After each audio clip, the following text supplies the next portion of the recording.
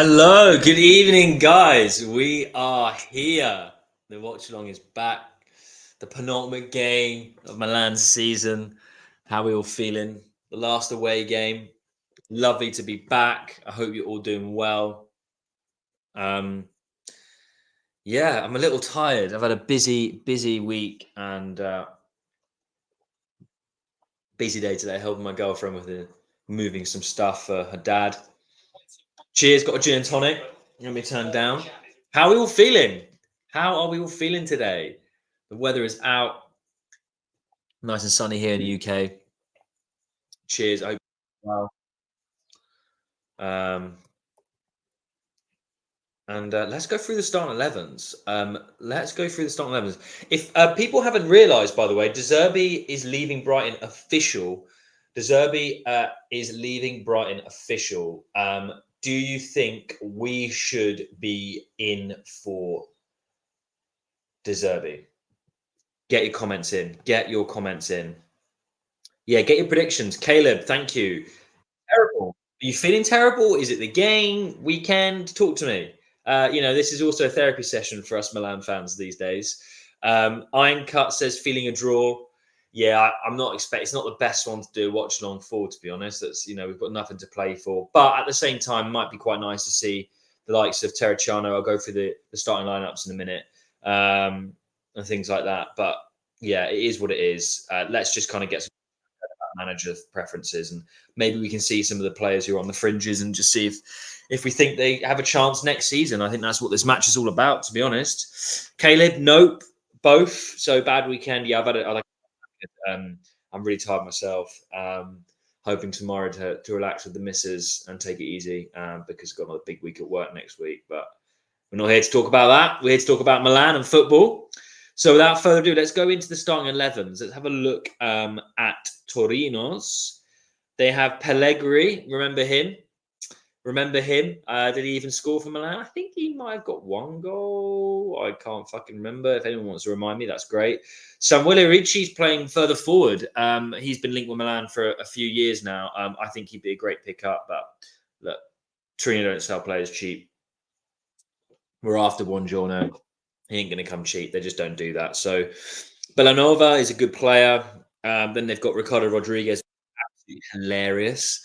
It's absolutely hilarious. He's still knocking about. And obviously Milinkovic Savic, who turns into prime Buffon whenever he plays us. So that's going to be a bit annoying. And obviously we've got Buongiorno, who we're heavily linked with. So yeah, interesting. As for Milan's lineup, which is actually the interesting talking point, at least we've got Steph, who is going to be joining shortly. His favourite man, Luka Jovic, up front, who I think is beyond distinctly average. But I guess it'd be nice for him to get a start and see if he can get a goal or two. Pulisic, who's in fine form, starting on the right, as he usually does. Okafor on the left with Leao getting a rest. And then it looked, well, FootMob says it's a 4-3-3, but I very much think it's going to be a 4-2-3-1. But we'll see. Maybe it is a 4-3-3. Reinders, Benacer, Musa, which is okay. I still really dislike Musa. Not as a player. I dislike him as a signing. I don't understand why we bought him. But, these sort of games for Musa, Terracciano, Kalulu's back, obviously in and starting. These sort of games at this stage of the season when we've got nothing to play for, it's just their time to shine and kind of prove to the management what they're all about. So Terracciano in particular at left back. Let's see what he's all about.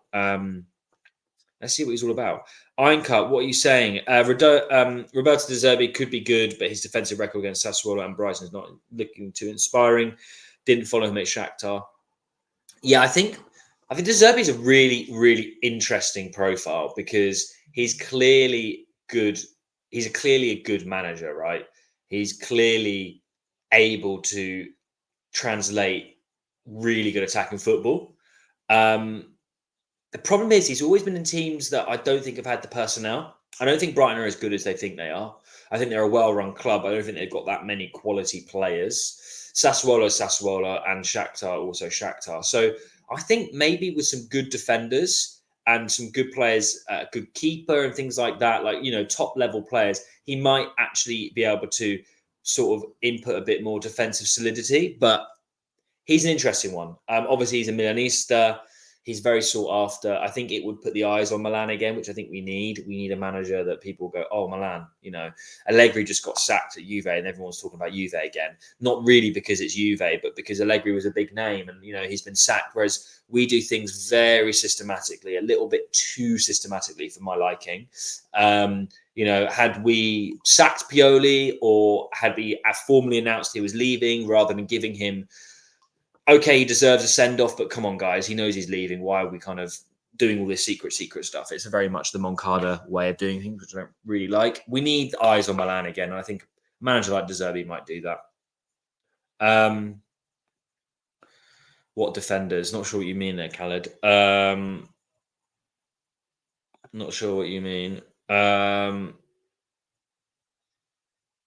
So, yeah, how are we feeling about this game?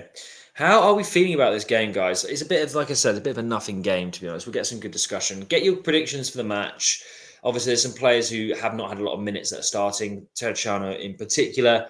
Get your thoughts in. But ultimately, let's get some discussion going about managers, because that's what it's all about at this stage. It is probably the single most exciting season for change around Europe. You think about all the big jobs that are open and all the managers that are available. It's a really exciting time, and it's kind of nice that we're also involved in that. But it's also really competitive because of that. So, would you take Gio Reyna as a cheap option for a true 10, young with real potential but injury prone? Great comment. Thanks, Fallen Phoenix. I don't think we need a 10. I think whoever we come in, look, all these questions are great and I like talking about them, but it's all kind of immaterial at this stage because I just don't know who we're going to have as a manager and what kind of formation we're going to be playing. I don't want to be playing the Stefano Pioli physical number 10 4-2-3-1 variant. I'm sick of that. But also the true number 10, we've discussed this in a few podcasts before, and Watchalong is kind of dead. I don't think there's anything as a true number 10 anymore. There are sort of more advanced 8s like the Bellinghams and Odegaards that can kind of do a little bit of everything. So no, I'm not particularly enthused about Gio Reyna, to be perfectly honest. Doesn't really do a huge amount for me. I think a 4-3-3 really suits Milan. And I think whoever comes in, that's the formation we should be playing. We've got a real gluttony of midfield talent. And they're all box to box. They all operate between an 8 and a 7 in that sense. So, you know, for me, we need a 6, but we've got lots of sort of nearly 8s in the club. And I don't think we need to just play a 4-3-3 with a really balanced midfield where we can kind of switch around. You know, we can have Benacer come out and then get a player like him come in, maybe a Reinders, or I think they're quite similar. At least Benacer of new, and you know how Reinders has developed a little bit more further back. And then we need like, you know, a proper 6, more defensive minded midfielder. That's what we need. That's what we need. It's going to end 2-2. Joel probably right. I don't think there'll be that many goals though, so I think it'll be a draw. But a 2-2 seems a little bit optimistic. Not from Milan's perspective, but Torino don't really score that many goals, and their defense is pretty good. So I think a 1-1 would probably be a bit more realistic. But I'm on the same sort of wavelength as you there. Inter having trouble with Oak Tree. Yeah, I've heard. To be honest, I caught the end of it on the group chat. I haven't really caught up on it. I've had a really busy day, but I caught a glimpse of what the lads were talking about, and it seems like they're getting fucked, so they deserve it. So fuck them. Yeah, I do not want Van Bommel. It's kind of mental that Zlatan's endorsing mid, to be honest. But here we go. I'm not saying Van Bommel can't be a good coach, but my God, we've done the whole ex-player thing.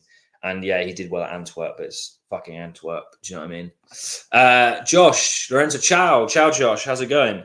Did you happen to catch the Bayer game today? Thoughts on their season? Unbelievable team. I didn't. I've had a really busy day. I'd love to have been able to watch a bit more football today, but I just haven't. No, I mean, look, what they've done is unbelievable. It might be the best football achievement ever. I'm really cynical. I think the Bundesliga is really, really easy. I actually think it's easier than the Liga 1. I genuinely do. I think the Bundesliga's got more top teams than Liga 1. Liga 1's really only got PSG, let's be honest. Marseille, Monaco, they kind of drop in and here. Lyon are rubbish now. So, but I think the bad teams in the Bundesliga are really bad, and there is absolutely no defending.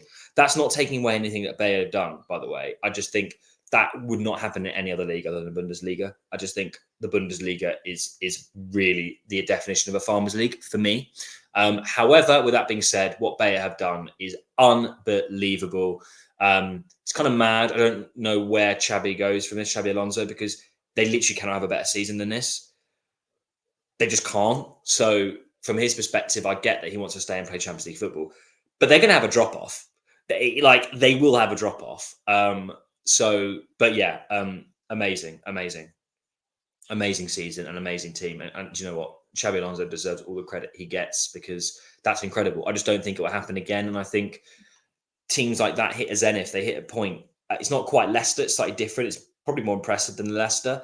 But like the Leicester, I think they'll drop off. I think they'll still be good next season, but I think they'll drop off, and they'll probably challenge.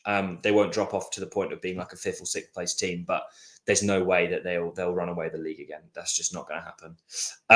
Marcus Penantozzi, what are you saying, Marcus? If we don't get an Italian coach, I'll vomit. I think we are pretty much dead set to be getting a foreign coach. Reasons why that is, I mean, De Zerbi probably the exception, but yeah, I don't think we're going to get an Italian coach. Conte or De Zerbi are the ones I'd want anyway. Joel, we need an actual defensive midfielder. This midfield is incomplete, and the team has been suffering from it 100%. Like, we need a 6, like, bad. Rise and Shine Pumpkins. Guessing you're in America. It's the evening here in the UK, and I'm feeling quite tired. So I wish I'd just woken up in a way, because then it means I would have had some more sleep. But rise and shine. Conceição would be fine. Yeah, I think Conceição has been the only manager that we've been linked with heavily that I'd be like, yeah, doesn't particularly like set the world alight, but it is an upgrade on Pioli. I think that's kind of, he's a winner. Yes, it's the Portuguese league, but I think Portuguese is actually really underrated in comparison to, say, the Bundesliga, actually. And he's a winner, and he doesn't take shit, and I think we need that in the team. So, yeah, I don't think he's like an A-class manager, but if you were to rank it in a tier list, say S, A, B, I think Pioli's a B at best, at a B from a domestic perspective anyway, and Conceição's a solid A, so he'd be an upgrade. Latest news: have De Zerbi available this summer? Defensive concerns if he's appointed? No, genuinely no. I love the way he plays football, and he hasn't been at a big team with top players really, like throughout the 11. And I think he'd actually do really well. Obviously, there's defensive fragility to his game, but he's really good at communicating the way he wants to play football. And I think that's really important. And I think defense can be sorted out. I really do. And we're going to have change in defense, so it's a good time to bring someone in like De Zerbi, who can have more resources at Milan. And be able to kind of put his stamp on it. So yeah, to a way, it does worry me, but we are a very attacking team anyway, and we could be kind of like a Liverpool Klopp, where they let in a lot of goals even when they were really top, but they would just outscore the opponent. And I think if you do that well, then there's nothing wrong with that. What do you think about Thuram, Fofana, Stiller, the guy with the big nose, that defensive midfield? Yeah, I've loving the Kefren Thuram links. I love them for lots of reasons, but I really love them because it'd be nice to have the Thuram brothers kind of face off. I really don't like Marcus Thuram. I think he's a big cocky so-and-so. But to have, obviously, his father being a Juve legend, to have his sons play the other 2 biggest teams in the league is kind of cool. And I think Kefren can be molded into a 6, which I think is actually almost better than having a ready-made, ready-to-go 6. I think it'd be better to have a player that is could be molded. He's like 6'4". He's got a brilliant frame, and apparently he's available for cheap. So I would love that, and I just kind of like the idea of having one brother in Milan, one in Inter. I just think it's nice. Do that thing be farting? I don't know. I have no idea what that means. Steph's coming, don't worry. Steph's coming. He'll be chatting shit about Jovic soon. He fucking loves the guy. News just came out that Pochettino may also leave Chelsea. Yeah, I don't want Poch. I really don't want Poch. that he's a manager that I think is severely overrated. You can't have a manager that is his biggest achievement is getting a Champions League final, and he's meant to be top. Like, he's meant to be an S level manager. He didn't do very well at PSG, and I think that's a fucking easy job. Same could be said for someone like Tuchel, to be honest. Bayern's an easy job as well, but I think Bayern have got a lot of managerial problems. Right, we've just kicked off, by the way, ladies and gentlemen. We have just kicked off. So let me just change the. Let me just change this. But yeah, we've just kicked off, guys.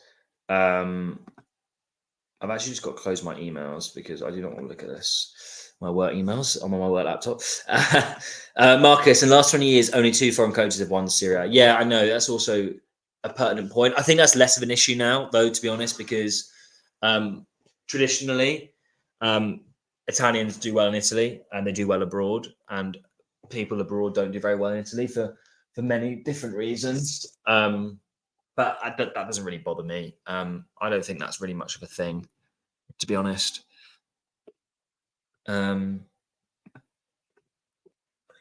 So scoring more than the opponent isn't a sustainable approach, Lorenzo. Milan has been frail defensively. I would love a coach with a more balanced approach between Motta and De Zerbi. Oh, yeah. Come on. I would much prefer Motta. But I just think it's quite lazy for people to just assume that De Zerbi's going to come in if he does, and he's going to basically make us open. He plays really attacking football. That's just how he plays. I just don't really see it as a problem at the moment, and it's kind of all hypothetical. I want to play good football. I want to play a brand of football. That's what all the top coaches, if we look around Europe, have, and I really respect Roberto De Zerbi's ability to communicate that effectively. Yes, there are defensive issues there, but I don't think he's been in a top team with top level defenders. And like I said, we're in a defensive restructure, and I think that's the best time for a new manager to come in because they can decide how they want to set up. I don't know. It's a fair approach. It's a fair comment, and I'd love Motta. I think Motta is. How we've slept on that is just beyond me. Like, it pisses me off. I'm sure it pisses you guys off as well. Like, how we haven't got Motta and Xerxes, especially because the only player it looks like that we're trying to get, regardless of whoever we bring in, is Xerxes. It's kind of beyond me, but hey ho. No, Steph is coming. Don't you worry. De Zerbi's clubs conceded more than they scored. It's Lorenzo. It's not lazy. It's factual. Yeah. I'm not disagreeing with you. I'm not disagreeing with you at all. I'm just saying that it doesn't really worry me at this stage because I think we've been defensively shit under Pioli anyway. So if De Zerbi doesn't allow us to score more goals and win games, then like whatever. We know defenses win titles. I'm not disputing that. I mean, look at Juve, look how they won the Coppa Italia and other things like that. It's a completely valid position to have, to be worried about De Zerbi in that sense. But I just want something new, and he's new and exciting, and I think that would be fucking lovely.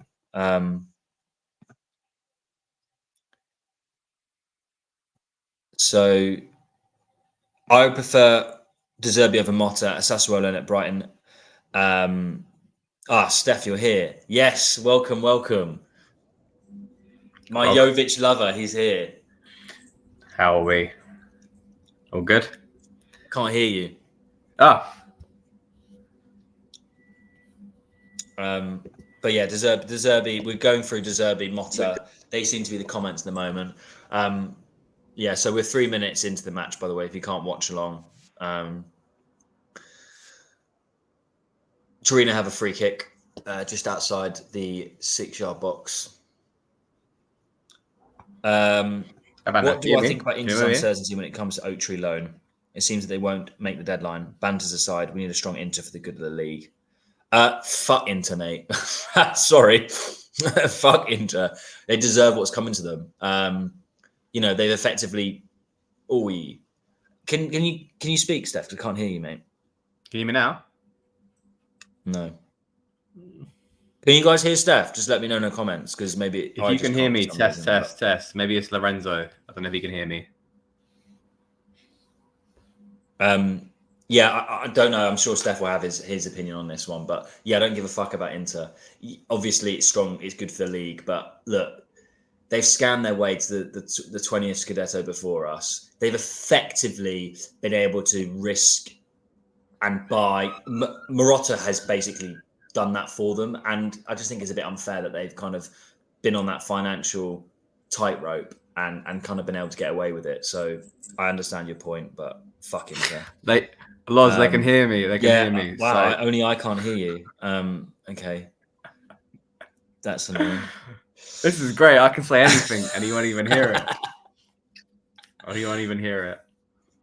I might have to leave and then come back. 1 second. Oh, I'll hold it down. I don't know if this will close it. I think it might. It might not. It's just I. Hi everyone.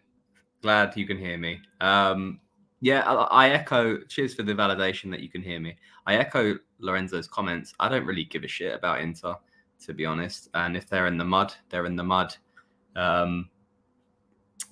And hopefully Marotta might leave, and hopefully we might be able to balance this league back out again. Can you hear me now, Loz? Can you hear me? I can hear you. Yeah. There we go. I was just holding it down. I was just saying I echo your comments about Inter. I don't give a flying fuck if they are in the mud. And if Marotta leaves, then so be it. I'll be happy with that one-eyed guy departing the club, and then the league then becomes balanced. Completely agree with Marcus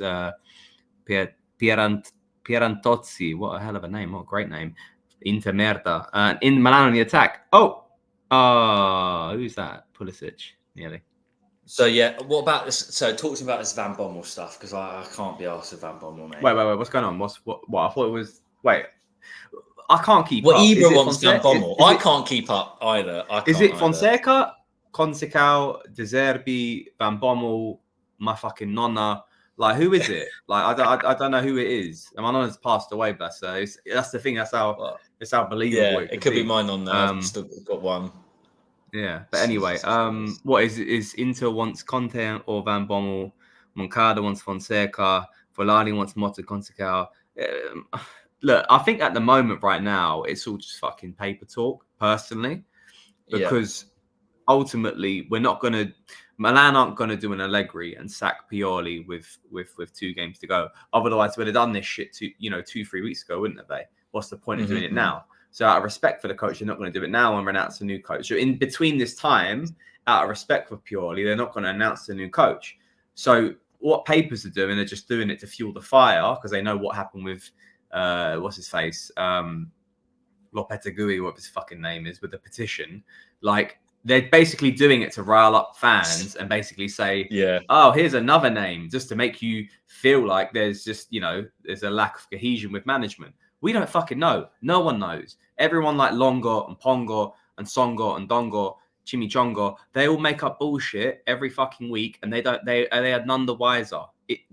I guarantee you, it will be a name that we probably are familiar with from the rumors, but Varbene, like, wait until it comes out. There's no point jumping to conclusions until you see the name official on the website. Like any of these signings that we make as a club, Looks like someone got a new haircut. Looks good. I think that's you, Loz. David. Cheers, mate. I've just pushed my hair forward. I've gone with the Terracciano look, mate. So what other comments we got here? So pretty balanced start to the game so far. But do you feel Calabria will play a big role next season as the club realizes limitations? I mean, it sounds like you have. The rumors of is it Thiago Santos or something like that from Lille, and obviously Emerson Royal from Tottenham, which most fans aren't too happy with. But we're looking to get a more attacking, competent right back in, regardless of what you think about Emerson Royal. He is probably better than Calabria, I would say, in attack. But it seems like they've had enough of Calabria. Hence why Kalulu's getting game time. Hence why Florenzi's getting game time now. I think you know, some fans have got what they asked for right now, haven't they? With Calabria looking like he's on the way out. Yeah. Get Pioli a haircut. Fair play. Stefano, any comments about Leverkusen? Oh, Josh. I'm on a tangent here. So I've had a bit of vino, Loz. We were at the beer garden as well. No, do it. I've had a long day. I'm having a G&T. I've already given my thoughts on Leverkusen, so go ahead. Okay. Go ahead. What as in? Wait, hold on. What's the narrative? Do they win again? The question. Win again? Yeah, like the question is how like what do you think best sporting achievement or football achievement? Like what your thoughts? I think. Oh, it's a hard one, isn't it? Because it's like, I mean, let's say for example, yeah. So we're talking hypothetically here. They win the Europa League, yeah. And they win the what's it called, like the Pokal or the fucking German Cup thing, and they end the season unbeaten. By doing that, in general, mate, I get a point. If they end the season unbeaten, win the treble, you know, albeit the not official treble because it's Europa League rather than the Champions League, I think it's a hell of an achievement for a club. Where did Leverkusen finish last season? Like maybe 5th or 6th place or something like that. Something like that. They got top 4, but I think Alonso took them over when they were like sort of 7th and 8th. But like it's up there, I think, of one of the most remarkable seasons I think we've ever seen in the modern era.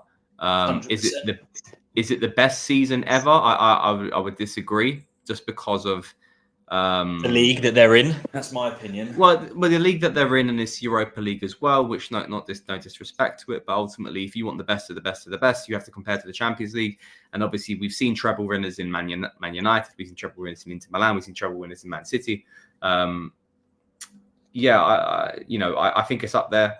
And we've seen unbeaten seasons as well. We've seen Milan win go through seasons unbeaten, a year and a half unbeaten. We've seen Arsenal go through seasons unbeaten. So it's up there. It's ultimately it's unique in its own accord, because I think Leverkusen as well probably didn't have the finances of a Milan or a Man City or different sides. So I think it's up there.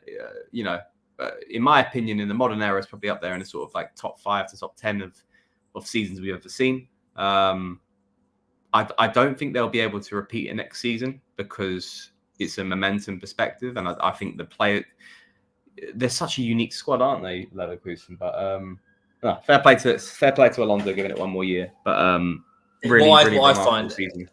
It's incredible. What I find interesting is, like, I get why he wants to stay on one hand because he wants to try and push this squad as far as possible. But this season, it will never get any better than this. Like, it's impossible. Like, he's already reached the top. It's not. Yeah. And so, I think the fans respect that, though. I think the fans, they probably are like, you know what, Bayern are having such a shocker of a year. It's not usually like this, so let's just fucking run with it while we can. Yeah. And Steve, I think Steve agrees with the whole thing about the coach thing. It's just, it's destabilization. It's destabilization of media. It is annoying. It is frankly annoying. We know one thing for certain. Pioli's going, and a new coach is coming in. I believe in the club with logic and respect of who we feel like is going to come in. The fact we pivoted away from Lopetegui. I'll never get that guy's name right anyway. Lopetegui, bro.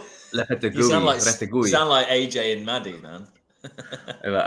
Lopetegui, what his name is. I think there's logic enough in my mind to just sit back and go, I feel like the right coach will be signed. I personally like Fonseca. I think I said on the last watch along why I like him. The fact that he's able to play a 4-2-3-1 or a 3-4-3 or whatever it is. Though, that's the question. That's the question. To Pioli, I think he is. I think he is. I don't know. The jury's out for me on that one.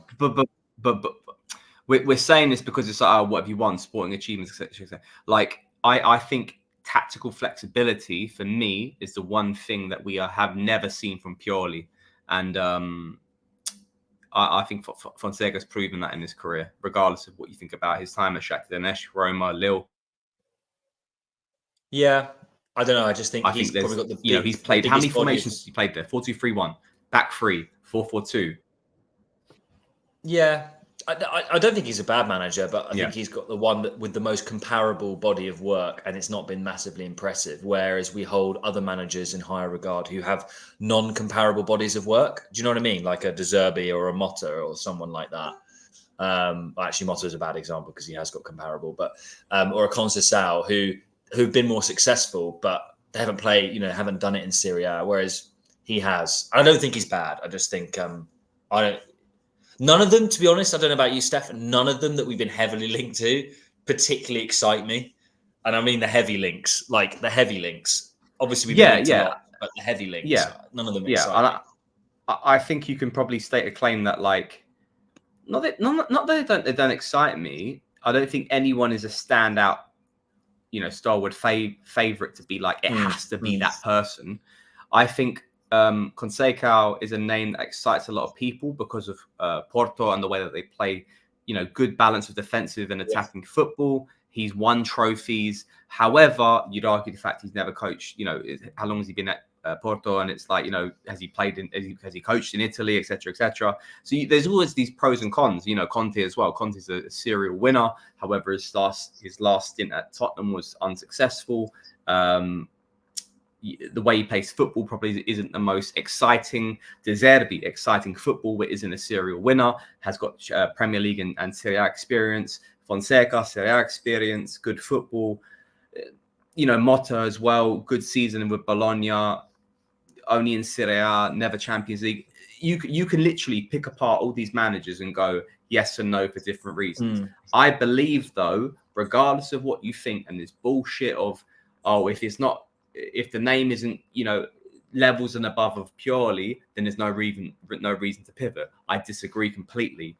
We've seen 5 years right now of purely, and this is it. It's the end of an era. You have to recycle coaching, otherwise the players will not continue to be infused by the way they're playing football, and we become consistently predictable, and they will not develop. I'm willing to take the gamble on the like of whether it's De Zerbi, Fonseca, Conceição, Conte, Motta, and obviously Motta's not there, but like, say if it was Motta, any of those coaches, because I feel like they will give us a new lease of life on how we play.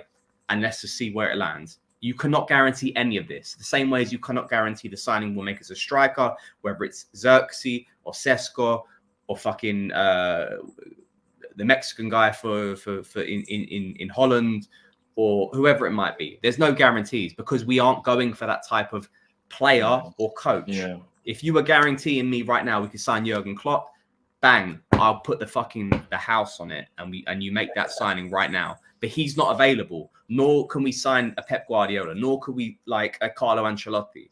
They're not in our fucking remit. So you go with the best gamble. It is what it is.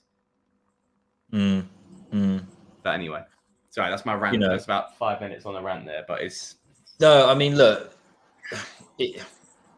It's also, I was just talking before you joined about this game as well. Like, it is a nothing game. For me, I'm literally going to be looking at Okafor, Terracciano, Kalulu. Same. That's about it. Like, that's all this game is for me. To a degree, Sportiello as well, depending on what happens with Mike. But really, Also, what's Okafor's haircut? He's trying to do a Leao light. Have you seen it? Have you seen his hair? Watch. Just look. I'll have a look. Yeah. This game right now is... second place is wrapped up. I said to you on the chat, I was like, you know what? I wouldn't mind be fucking losers if it means Napoli get 10th place. It would be funny. How bad have Napoli been, man? They've been awful. You know what it is as well? It's like, it's the defeatism, the fact that fans in social media aren't even like caring about it anymore. They're like, you know what? This season's like dead, which is kind of like quite... It's like if they put up a fight and be like, oh, there's excuses, you'd be kind of like, you'd banter it. But right now, I actually feel bad for Napoli fans in a slight way because they're like, this is a shocking season. Like, shocking. Like, how many points off are they off Inter? Like, above 40 points. And we finished like, it's 20 a lot, last season. And it was like, 20 points below the previous, the Scudetto winners, 20 points below the new winners. It's like, that's embarrassing. I think this is the record. I don't know. Correct me if I'm wrong, comment section, but I think this is the record. No, it is the record. It is. It's the record of reigning champion defending. That's embarrassing, yeah. man. That's embarrassing. And they they lost Spalletti, they lost Kim, of course, but like they didn't sell fucking Osimhen, they didn't sell Kvaratskhelia. Like it's crazy, man. It's crazy. We're not playing very well, by the way. Like, which is very deep, isn't it? Like kicking the ball up top, innit? Doesn't surprise me. Dead out. I'm actually quite keen to watch just a bit of Bongiorno tonight. If he's playing, yeah, he's playing. Huh? Yeah, I don't think we get Bongiorno though. He is playing. He is playing. Yeah. Oh yeah, the guy with the. He is playing. The white. Yeah, I see him. Yeah. Oh man. Is Terracciano starting? Yeah, he's number 38. Yeah, he's starting left back. No, okay. Terracciano left back, Kalulu right back. They're the players I'm going to be keeping my eye on most. Fair. Okafor as well, but I know what Okafor's about, but he just doesn't get many starts. And also, I don't think he's a left winger. I really don't. I think. I think he can play there. He just burned the right back now. Oh. Yeah, he did. Name of my dog is called Chorizo. Little shit. I'll get him on the screen. There he is. I love that. Chorizo the sausage dog. Hey, Chorizo, bro. He's chilling. Got that dog. He's been chilling. There was another sausage dog in the pub today, yeah. And male, and obviously Chorizo's a male as well. This dog was trying to fucking like rape Chorizo. It was like crazy. Like rape, he was trying to hump him in it. But like it was dogs. It was weird, like his thing was out like proper out. I was like, geez, man. Like, his lipstick was out. Yeah, literally like his rocket, like jeez. Anyway. What's David saying? Surprised. Yeah, that's a great comment there, by the way. Let me throw my dog in next door. He's taking a piss. It's a great comment, David. Again, I spoke about this before you joined. Someone else commented a similar thing. I forgot Pellegrini starting up front for Torino, by the way. That's quite funny. Yeah, I don't know. I think we know that Italian players and Italian managers do very well in Italy, and Italian managers especially are good exports. But generally speaking, that's correct. Like Italian managers are the ones that win the league, do well domestically, and foreign coaches don't. I'm not worried because I think our project's a foreign project. Ironically, we are the Internazionale of Milan. If you look at the players we've got,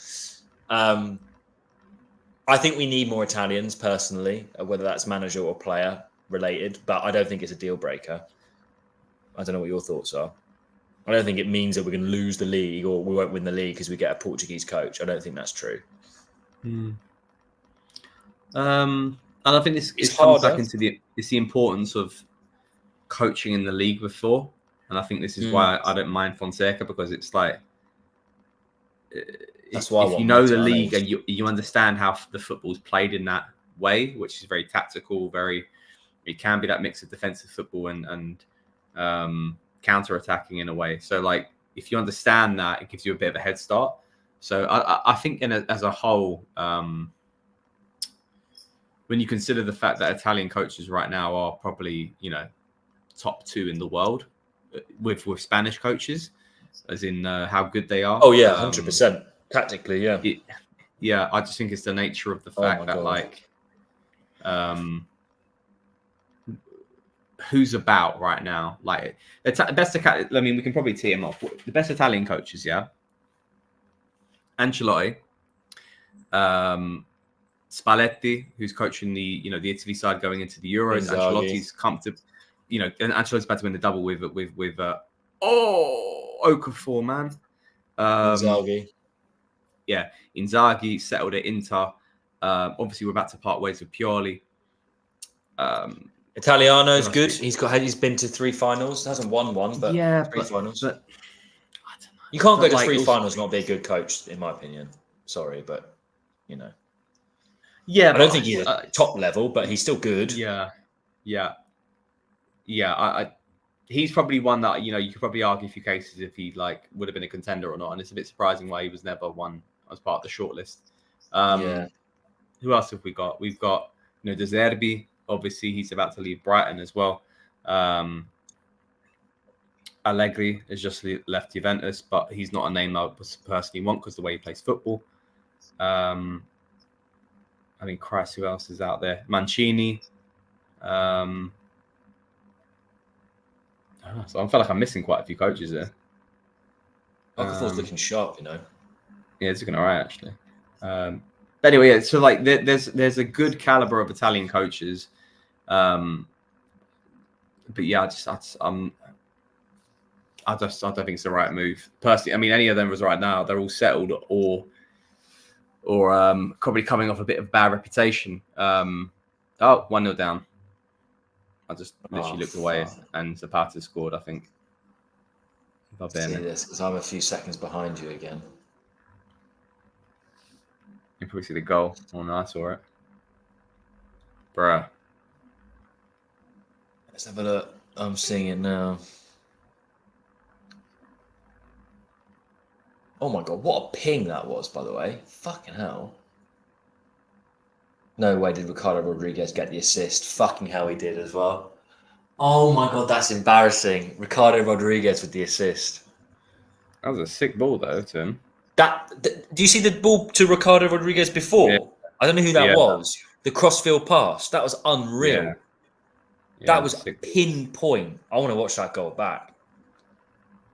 That was actually a really nice move from Juric's side. Really nice football. We made them look damn good there.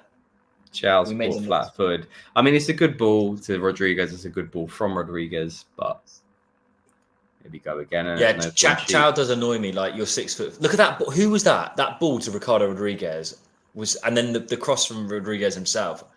Really nice ball, that.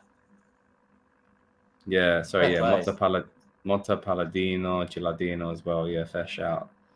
Josh Di Salino. Yeah. So I mean, there are some good coaches, but ultimately, it's, you know, all those names there I've mentioned, other than Motta, who I really like, would be a bit of like a sense of like rolling the dice, international or not. For me, it's just like, if you know the league and you understand how to manage certain players, then so be it. I don't mind if it's international or Italian. Yeah, me too. I think for some reason I actually think our project suits an international coach more. It just seems to be the way that we're setting up. I also think maybe this is just me spitballing, to be honest, but I think Jerry's if you told Jerry what he would rather win the league 3 times in a row or win another Champions League, I think he would choose Champions League. And that's not, I think he's very much on the mindset of, I want to build Milan as the European club again. I don't know. And I think obviously domestic success lends itself to having an Italian coach for obvious reasons. God, we're really rubbish, aren't we? Sorry. To do like that. I hope Real Madrid aren't watching. They want Chow. Yeah, I hope so too. I hope they actually didn't watch him at all this season, because otherwise, I don't know what they see in him at the moment. Fine, isn't it? Yeah. Mate, I lucked out. You got Teresa. I got Merlin. He's doing all right. He's sleeping. He's been good.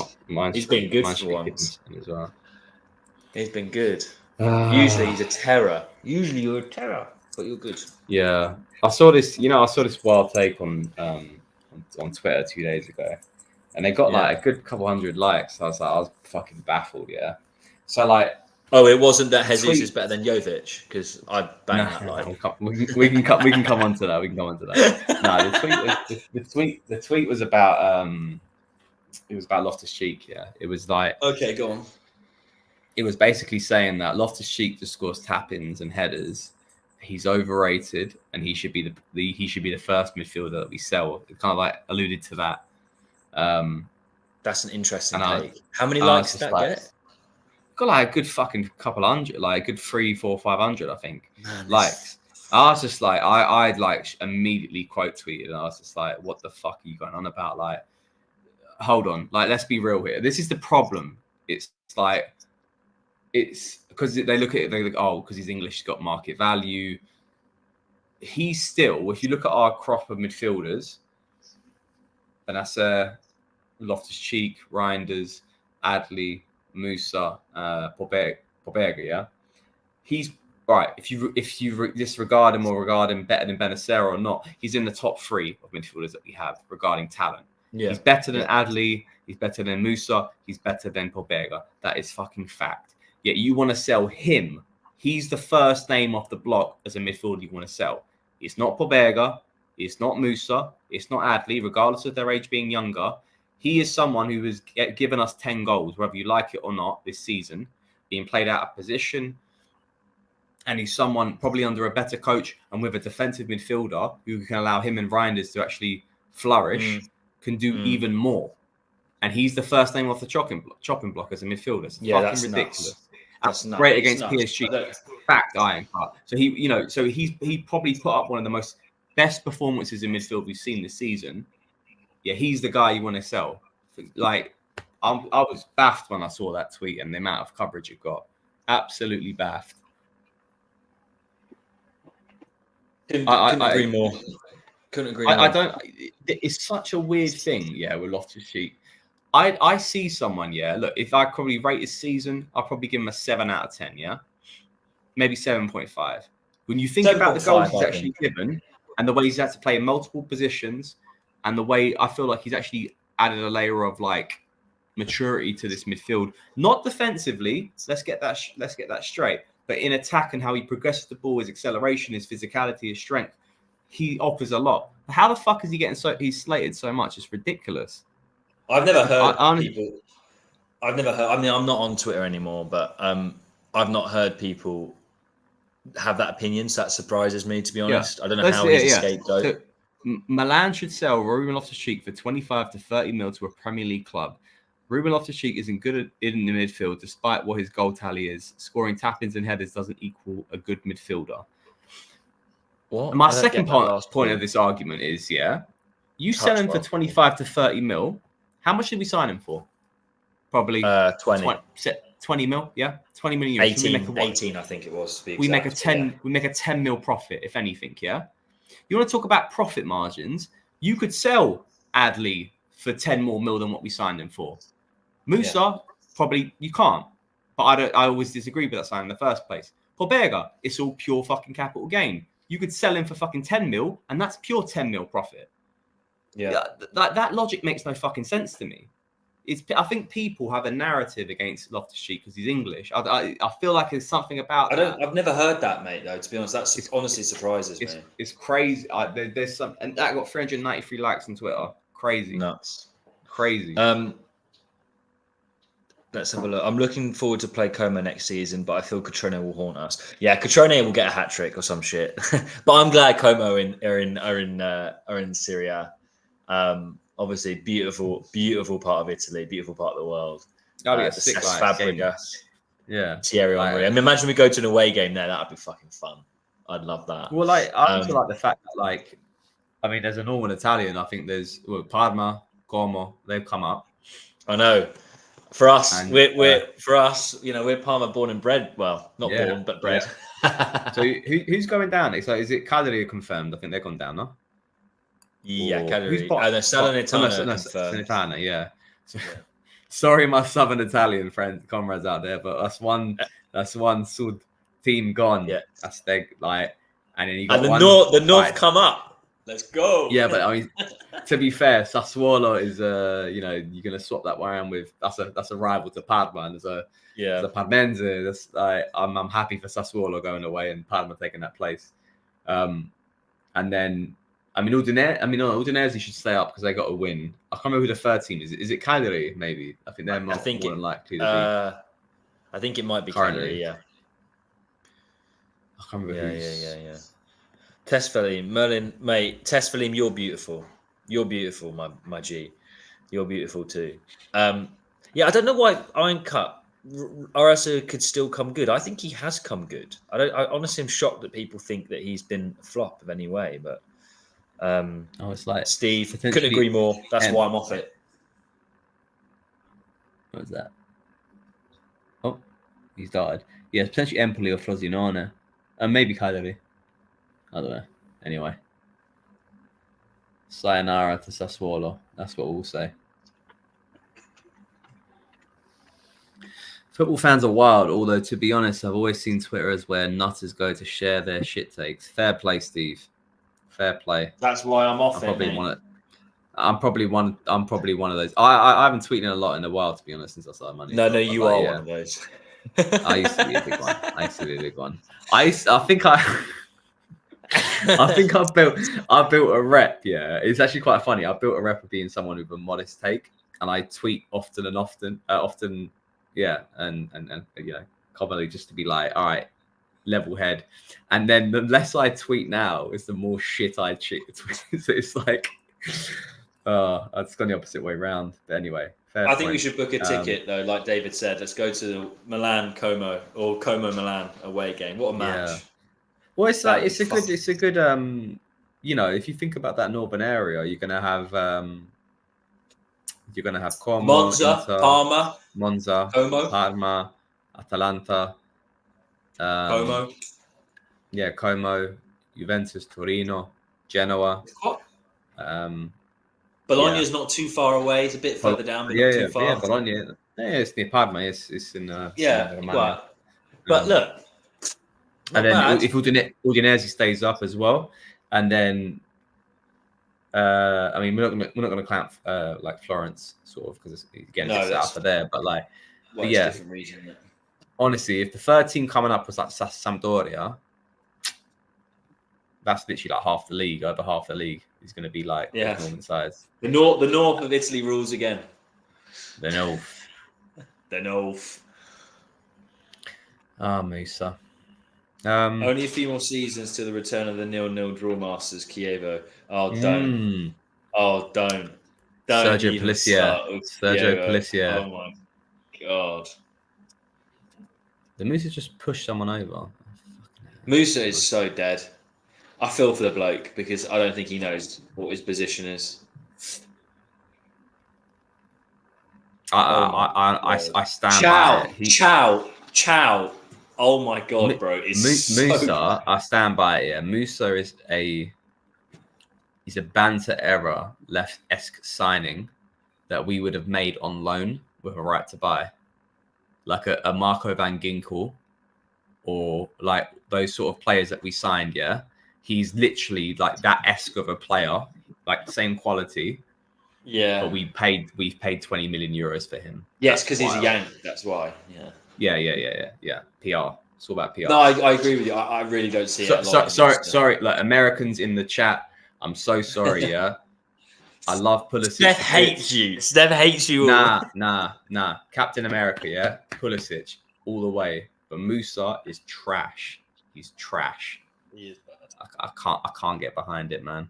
Oh, you know what? Yeah, sorry. While we're a bit distracted here. Musa is sort of what I expect Padre to do with Serginho Dest. Oh my God. So midweek we had this event, M&S. Peter Crouch was his celebrity. Oh yeah. And I got to meet him before because I was co-hosting it. I was co-hosting the event, yeah. So I was like, it came to lunchtime. And the guy who was interviewing him was like, I'm gonna go say hello. So I go downstairs. I chat to Peter Crouch, say hello. You know, like, nice guy to chat to. Gets to the thing is a Q&A, really good. He's talked a bit about like part of retiring. The hard part right now is the fact that he can't get like he used to have a schedule of like training and games, and now he's building. He's owning his own schedule. And it's 2-0. Fuck me. We'll come back onto my story. Why did you say that you wanted to lose tonight? Fucking hell, man. 2-0. We're trash, man. We are anyway, trash. While you watch that goal go in, while you watch Illich score that great header. Another header. I'm ignoring this result. They might as well beat us. They might as well beat us 7-0. They might as well beat us. Fucking hell! He's on an island all by himself. Jesus. Not Benacer doing absolutely fuck all to win the ball back. What, you mean Fat Benacer? Fat Benacer. This is what I mean, yeah. Like, how does... I love Benacer, yeah, but like, let's be fucking real here. How are we slating Loftus-Cheek, yeah, for like lack of defensive ability and like no one can defend in this midfield. No one can win the fucking ball back. No one can. They're always shit as each other when it comes to defensive ability.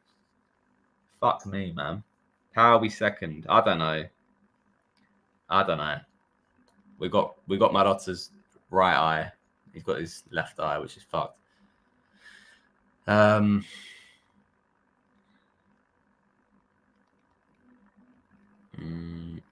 We need a cam, CDM.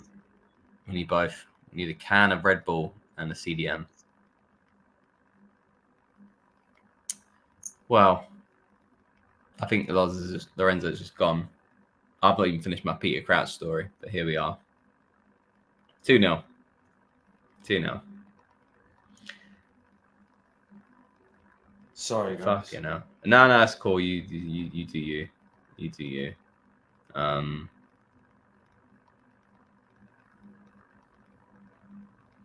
Well, the thing is, you might as well just keep like Liao on the bench and shit. Like, what's the fucking point? Like, I'd rather go down on the L and like let these players out there just like finish the game, change the whole back line. I mean, who's out? Is it Tamori? Is it Tamori and Chow? Yeah. Tamori, Chow, Kalulu, and Terracciano. Change the whole back line, 100% me here, 100%. I don't know what's happened to Tamori, man. I love the bloke. I don't want to sell him, but my God, I think he's that like his head's gone, man. I think his head's gone. Yeah, this is what comes down to the coach thing. I don't want to sell Tamori. No, me neither. I'd sell every centre back bar Tamori, yeah. But like, this is where it comes down to changing a coach. I think these defenders are so fucking fed up with the lack of support they're getting from midfield. They're just like, fuck it. I mean, like Tamori especially. Tamori has to literally like produce miracles to do anything defensively because like the rest of the other defenders are pretty average. Like Chow's had a shit season. Kalu's dead. Kier's like got one leg. Gabi's been relatively solid. But Tamori's having to play out of his fucking mind to have like get somewhere close to a clean sheet. The fullbacks, you know, probably pretty shit defensively. But the midfield doesn't provide any coverage whatsoever. What the fuck are you doing, Musa, man? Fuck off. No, Marcus, I don't want to sell Tamori. Like, I think Musa just shot the ball and he's just hit Chow on the balls. I don't even know what's going on here. This is wild. What is that shot? They checked out a long time ago. Agreed, Ironcut. 100% agreed. He is our... Yeah. That's Marcus, it's a Southgate problem. The Tamori thing's a Southgate problem. For that, man. I'm sorry. It's a league thing. How any of these goals Tamori's fault, by the way? Let's be real here. Yeah. Let's be real here. This is Chow. Chow is getting burnt, man. I really hope Real Madrid come. Chow, Kalulu, man. Whoever. They're dead. Dead players, man. Our last game of the season is against Salernitana, right? Yeah, at home. So that's going to... I reckon we'll lose that as well. No, we'll win that. We'll flirt the new shirt, and it'll be like, all right. We'll probably stunt them like 4-0, but it'll be like, Pioli. See you later, salut. But anyway, let me finish my story about Crouchy. Whilst we are probably about to concede a third goal. Go on.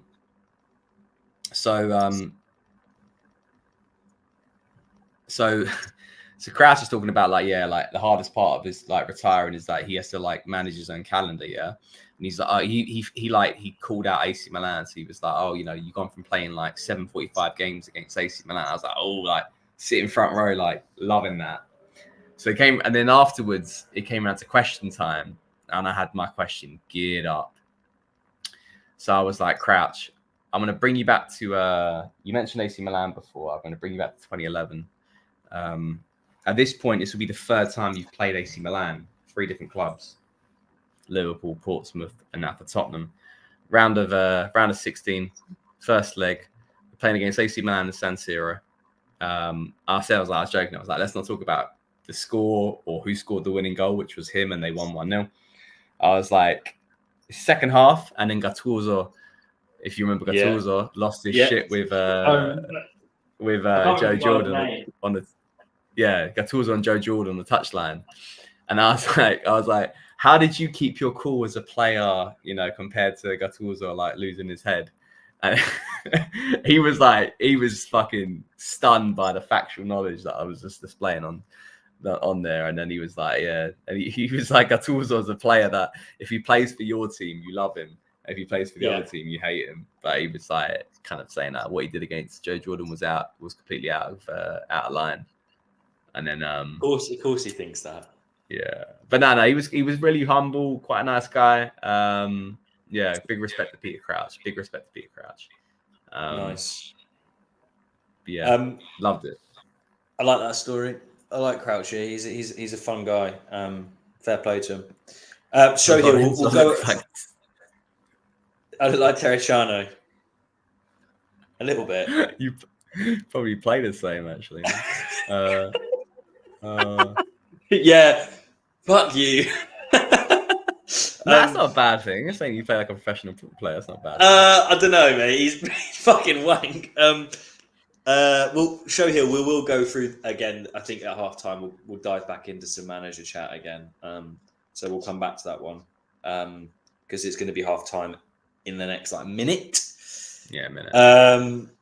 But yeah, I saw Emil Heskey. Not as interesting, but I saw Emil Heskey, and he chatted about Istanbul. I didn't know he was in the squad because he was there for 1 year, 2004 to 2005. He was there for 6 months. Emil Heskey. Oh, really? Didn't play, Oh, yeah. but he looked old. I bet Crouchy looked good. Crouchy was pretty. Yeah, he was pretty fitted up. Yeah. He was just quite funny. He was like, he comes across well. Yeah, he does. He was like, because it was M&S. It was like halftime. But M&S, it was like, who like had who's your fashion inspiration and shit like that. And he was like, oh, it's my wife. She dresses me and shit like that. He was quite humble. He was quite funny.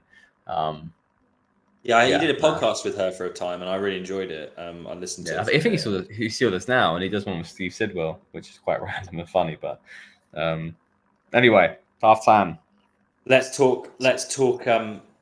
Friggin' 2-0. I mean, let's talk managers. Hi A team. I know you typoed that, Shohill, so I'll let you off on that one, mate.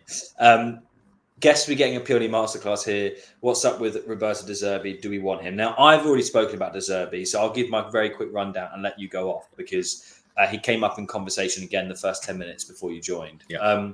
The main consideration that the guys in the chat are talking about, and it's completely fair, is his lack of defensive stability. However, I'm impressed with De Zerbi. He's able to communicate a really attractive attacking brand of football really well to every team he's been at. And he's never really been at a team that I would argue has quote unquote top defenders. I don't think Brighton do, Shakhtar don't, and Sassuolo definitely didn't.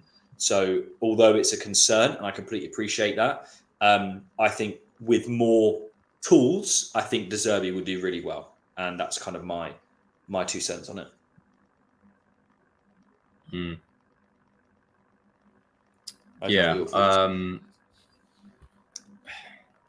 It seems right now that the De Zerbi situation is, I think, completely.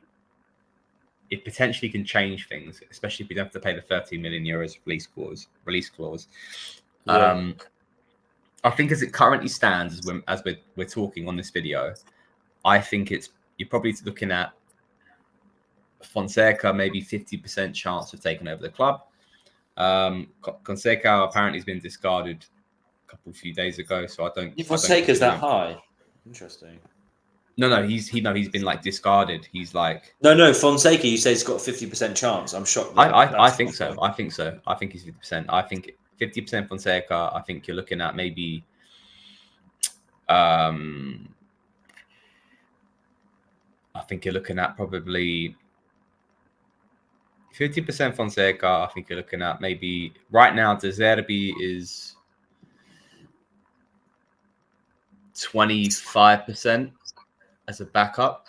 No, that's a bit high actually. I think 50% Fonseca. I think 20% De Zerbi. I think 15% Van Bommel. That's 35. And then I think 10% Tuchel, and I think 5% Conte. Oh wow, that's my rundown. That's my rundown. Not how who I want to sign. Let's be truthfully honest here. But I think this is where we currently stand. I think Fonseca is the favourite. However, watch this space on De Zerbi. I think that 25% on De Zerbi, as I mentioned, was 25%. That could equally turn, but I just think it's he's a good coach. He plays very good attacking football, but there's risks to it, as we've mentioned before. I'm not convinced in the way he balances defensive and attacking football, with a lack of respect for the opposition. But I love this. I love this from David. This is hilarious. Early prediction in the coming weeks: Gasperini goes to Napoli, Juric takes over Atalanta, and Inter gets repossessed and sold to the highest bidder. Yeah, that'd be funny. The highest bidder being a homeless man with a bag of crisps, hopefully. Yeah. Just joining the watch along. Thanks for joining, Sharpshooter. That's your Canadian friend, if I remember correctly.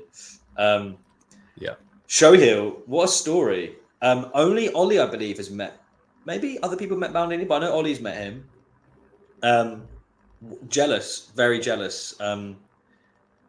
The only Milan player that I've met, but he's my favourite Milan player, so I'm very lucky, is Inzaghi. And I talked to him for about 20 minutes because I met him in a restaurant and it was only a few people there, so I had the time to talk to him. But Maldini is just obviously good. Yeah, I mean, Inzaghi's my favourite ever Milan player. I think he's super people, man. Yeah, so let's have a look. So Fonseca doesn't impress me, although my opinion is based on the spell at Roma. Yeah, we discussed that. I mean, defense is lackluster. We need to give away Calabria and Musa, Carlisle says. Interesting. It's on Musa right as well. I rate that. Football Drawn says, last stream you were recording some of the worst Banter era moments. Yes, that we had to go through. And you guys had it with a smile. That was a fun chat. Would love a dedicated video on the Banter era. We can spend second half doing that if you want. We can do that if you want. I'll get some more wine and we'll go. You know what though, Steph? Part of me just kind of thinks it was so painful and so ingrained. I know we're not going to go back. But every time I mention it and talk about it at length, my brain goes, "Oh my god, it's going to happen again." Because it was so painful. It's not, obviously. I know it's not. But that was some other shit, man. But it's so mental to think about. It was like a different club. It was like a different club in that era. It really was. Ain't gonna happen. So serious teams going to games like this to put on a show for their fans, even though the result doesn't impact it. Yeah, the guys are checked out though. Do you know what I mean? The manager's not going to be there. There's nothing to play for. There's nothing to play for. They booked their holidays. That's all they're thinking about. There's nothing to play for. The only one who impressed me in that first half was Okafor. Yeah, agreed. And because he's got something to play for. So, like, the rest of them can fuck themselves. So what's happening? Josh says, process elimination based on each potential manager's preferred tactics and personnel needs. In addition to Milan's European vision, only a few names are truly in line with that vision. Well, share them, Josh. Share your opinion, mate. Yeah, this is quite funny. We love this sort of Mr. X factor. Is that a Moncada trademark? Like, we always have this Mr. X. That was a Galliani thing. No, that was Galliani. Yeah. Mr. X. And Mr. X would be fucking Matri or some shit like that. But, yeah. What on earth was Musa doing? At least Galliani knew what he was talking about. Yeah, no, he was legit. I love Galliani. These boys are playing like they don't even have a fish running things. Not sure what a fish has to do with it, but I get the sentiment. probably a fish would do a better job, to be honest with you, Olafemi. Joe Pesci. Regardless of how good people think, okay, interesting, Steve. I'm interested why you think this. In no world am I happy letting a coach of a mid-table Brighton take over Milan. We aren't a stepping stone club for managers. We need winners. Yeah, but then I could say the same about Motta. I appreciate what Motta's done is more impressive, but Bologna aren't more than a mid-table club. But let's be yeah. I think look. I mean, when we signed Allegri, he was at Cagliari. When Yeah, exactly. When Inter signed Inzaghi, he was at Lazio. Like I get both sides of the coin. I do think though, my red flag with De Zerbi is the way he plays football, which is like you flip a coin and you get two different results. Mm-hmm. You're looking at winning 3-0 or losing 3-0, and I don't think that's worthy of a top club. I agree, personally. but I also think why are all the top clubs in Europe? Why were they all at some point interested in him? I think they see something in De Zerbi, and he hasn't been at a top club. Like he hasn't had the resources. I do agree he is volatile in the way he plays football, but he's got fucking Lewis Dunk, who I don't know how gets in the England squad at centre back. He's had God knows who else at Shakhtar and Sassuolo. I don't think they're top players. But I think also in a good nod to De Zerbi as well. I'm not, because obviously we could equally have him as a coach. I'm looking to ways that might provide benefit. Is that he does well with young talent, like that Brighton side right now is playing decent football with relatively young players. So there could be a pro there in the fact that our model of signing players who aren't usually the most experienced, you can get the best out of them, unlike someone like Pioli, who's he only touches youth when it comes to last resorts. So, yeah. Kamada's. I just saw a comment about Kamada. He's apparently staying now.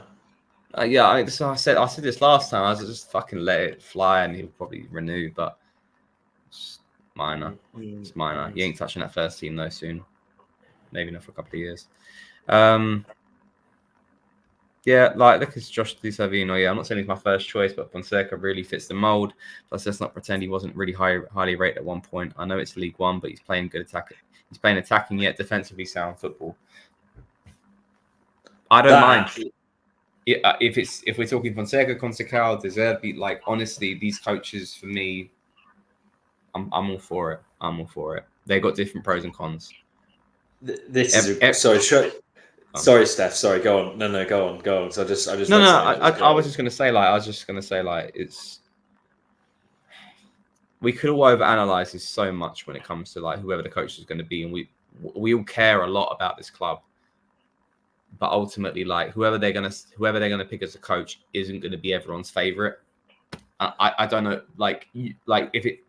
There's a big herd of Milan fans who want Conte. There's a big herd of Milan fans who want Conceição. There's a certain herd of Milan fans who want Fonseca and who'd be happy with Fonseca. Like whoever you pick will not please everyone, so just back it whoever they pick. I wasn't. I think all of us weren't fans of Lopetegui or his name. I think I got that right finally. But everyone else who they pick, I'm just back it, man, because I can't be dealing with this Pioli shit anymore. Like it's done. So let's just welcome a new era in, hopefully, and let's wish for the best. But it has to come with new signings as well. So let's not think plugging the coaches everything, Yeah. This comment, guys, get your stories coming in. Maybe we should have a story time when you've met Milan people or people who are not Milan. Like in this case, Shohu has a great story that he was at Milan derby, and Moratti, the famous Inter owner and sort of, I guess, head of Inter. I don't know what his exact role was, but he asked Shohu for a lighter to smoke, and then he said no, I haven't got one, and showed the Milan crest, and he went red. I would love to have seen his face. That. That's a great story, and I rate that you showed him that. So fair play to you, Shohu. Yeah. Because I think he's basically their Berlusconi, but obviously nowhere near as successful, but effectively the same kind of thing. Smoke on this, you prick. Yeah. Not saying he's my first, but you were saying this, Steph. Fonseca fits the mold, and let's not pretend he wasn't highly rated at one point. I know he knows it's League One, but he's attacking it defensively sound football. I mean, I'd be happy with Fonseca if it meant bringing in Jonathan David, because I am still on the David hype. I do believe he is a really good value option that would work really well for Milan. I genuinely do. I think he's the only striker that we've been linked to that has actually done it for more than one season. In fact, he scored over 20 goals in 3 seasons. I don't think that can be sniffed at. And he's still 25. But hey. I've not been a huge proprietor of Motta either. He's had one good season. The most impressive name IMO have been linked to, aside from Conte, is Conceição. Yeah, I mean, do you know what I mean? I've heard the same thing. This is no offense to you, Steve, but it's just like what we were saying earlier, Steph. The amount of shit that we've read through people opinion and what's been coming out from the media is nuts. Like, we are being spun like a fucking salad spinner. It's nuts. It is like actually exhausting. Do you know what I mean? And yeah, I'm just sick of watching Pioli's bald head and his crap football, to be honest. We need a coach, like, get onto this one. I'm sorry. I don't want to pinpoint someone in the chat. We need a coach like Maurizio Sarri. We don't need a coach like Maurizio Sarri. I'm sorry. That guy is a fucking bum. That guy complained because Lazio had Champions League football midweek and Serie A the weekend when they had to play a Roma derby. He complained about competition. He complained about being two big competitions. He's a bum. He's a fucking bum. I do not condone people who make excuses as a coach. So no, we do not need a coach like Maurizio Sarri. I'm sorry. He's a bum.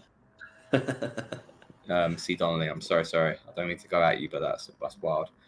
As a Canadian, I approve of Lorenzo's approval of Jay David. I think David's good value. That's how I see it. Like we're talking about, we can talk about Jovic if you want to talk about good value. Like 20 million he'll cost roughly. He's got 1 year left in his contract, and he's been banging goals in for 3 seasons. I don't think he's the best footballer, but I don't know. I think we're going to be spending a lot. Whether we spend a lot, let's talk about Xerxes actually. We've not really spoken about him, and obviously there's news that's just come out that his release clause is now 40 million euros for every club. Yeah. But let's not get it twisted. If we get Xerxes in, it won't just be the fee; it'll be the whole package that we pay him and his agent, everyone. It will be a really, really major investment for Milan. Like really major investment, one that we have to make work. I'm not saying it can't, but if we get Xerxes, that's 60%, maybe more of our budget gone. And I mean the wage, the agent fees, the whole package, 60% of our transfer fee gone. Yeah, but then I just read here like Sesko 65 million euros. It's an expensive market. Every top team. A striker. A striker's it's the biggest commodity in football. A striker. It's like the coach for me. They can't. For me, you're going to piss off people, whoever you pick on as a striker, as you are doing for a coach. Just pick the one we're convinced with. I believe in Ibra in the selection of a striker because he's one of the best strikers of all time. And if he believes in Xerxes, if he believes in Sesko instead, pick it, go with it. I'll back it. At the end of the day, we're not doing the Geglare where you're putting a square peg in a round hole. We're putting a striker in to be a striker. Simple as. And if it works, it works. The conditions are right with a good coach, let's fucking go for it. But for me, the top two is Xerxes and Sesko. And I don't mind if it's either of the two. I think they're both stellar strikers for different reasons. Let's bring them in. I'm sorry. You're going to go from watching. I love him. I really love him. Giroud. I love him to bits. But fuck me. Can't do hold up play. He's old. He's done. You're going from that, and you don't like him either, Jovic, and you're going to go see Xerxes. You're going to see potentially a Sesko. You're fucking switching the barometer right now. You're going. It's a big upgrade. Yeah, big upgrade. Modern football, assists, goals, productive. Like, just fucking enjoy it, whoever it's going to be. For God's sake, enjoy it. No, but it's like, don't sit there and go, oh, I wanted him instead. It's like, we all fucking want we wanted fucking Benzema, prime Benzema. Like take who you get, man. It's like, and back it. Yeah. 100%. Nice story again. Keep them coming because they're nice. Second half's coming up in about 5 minutes, by the way, guys. One of the Milan players that I've met, and we only had him on loan. Yes, that's true. Is Beckham. Never met a more handsome dude in person. And I'm straight as a ruler. Well, thank you for telling us that. I hope he was nice. Apparently, he is quite nice. I've heard that he's a pretty chill guy, David. So, fair play. Steve, I'm just glad I'm not the one who has to pick the coach. Like Steph says, you're not going to please most people regardless. Yeah, 100%. It's not an easy job. Caso, Kaká Zarek, sorry, I couldn't say that properly. Fonseca didn't do any worse than anyone else has done at Roma. I guess he's learned a few things. Yeah, I'm okay with him with the shit management in charge. It doesn't really matter anyway. Yeah, I said in my last video as well with Fonseca. If you watch there's a clip. Go on YouTube and put Fonseca tactics in. And there's this clip he did, I think, with this YouTube channel that does like a breakdown on tactics with coaches. And I think it was like from a couple of years back. And he talks about what he did with tactics with Shakhtar Donetsk and Roma. And he said he took over Roma's side and he played like a 4-2-3-1 or 4-3-3. And he realized that they were struggling defensively, so he switched to a back three formation. He ended the season with I think 7 wins out of the last 8 games. He did well as a Roma coach, considering the fact that the money that they had and the players that they had at the time, got the best out of like Dzeko and all those other lot. Like he wasn't a fucking scrub at Roma. Like let's not kid ourselves here. So look into Fonseca. Don't just think about Fonseca Roma and he didn't win any fucking titles and think that's it. Nah, look into what he did tactically and you'll see some good pieces there. Is it 3-0 to Torino? No, it's only just started. Someone just put 3-0.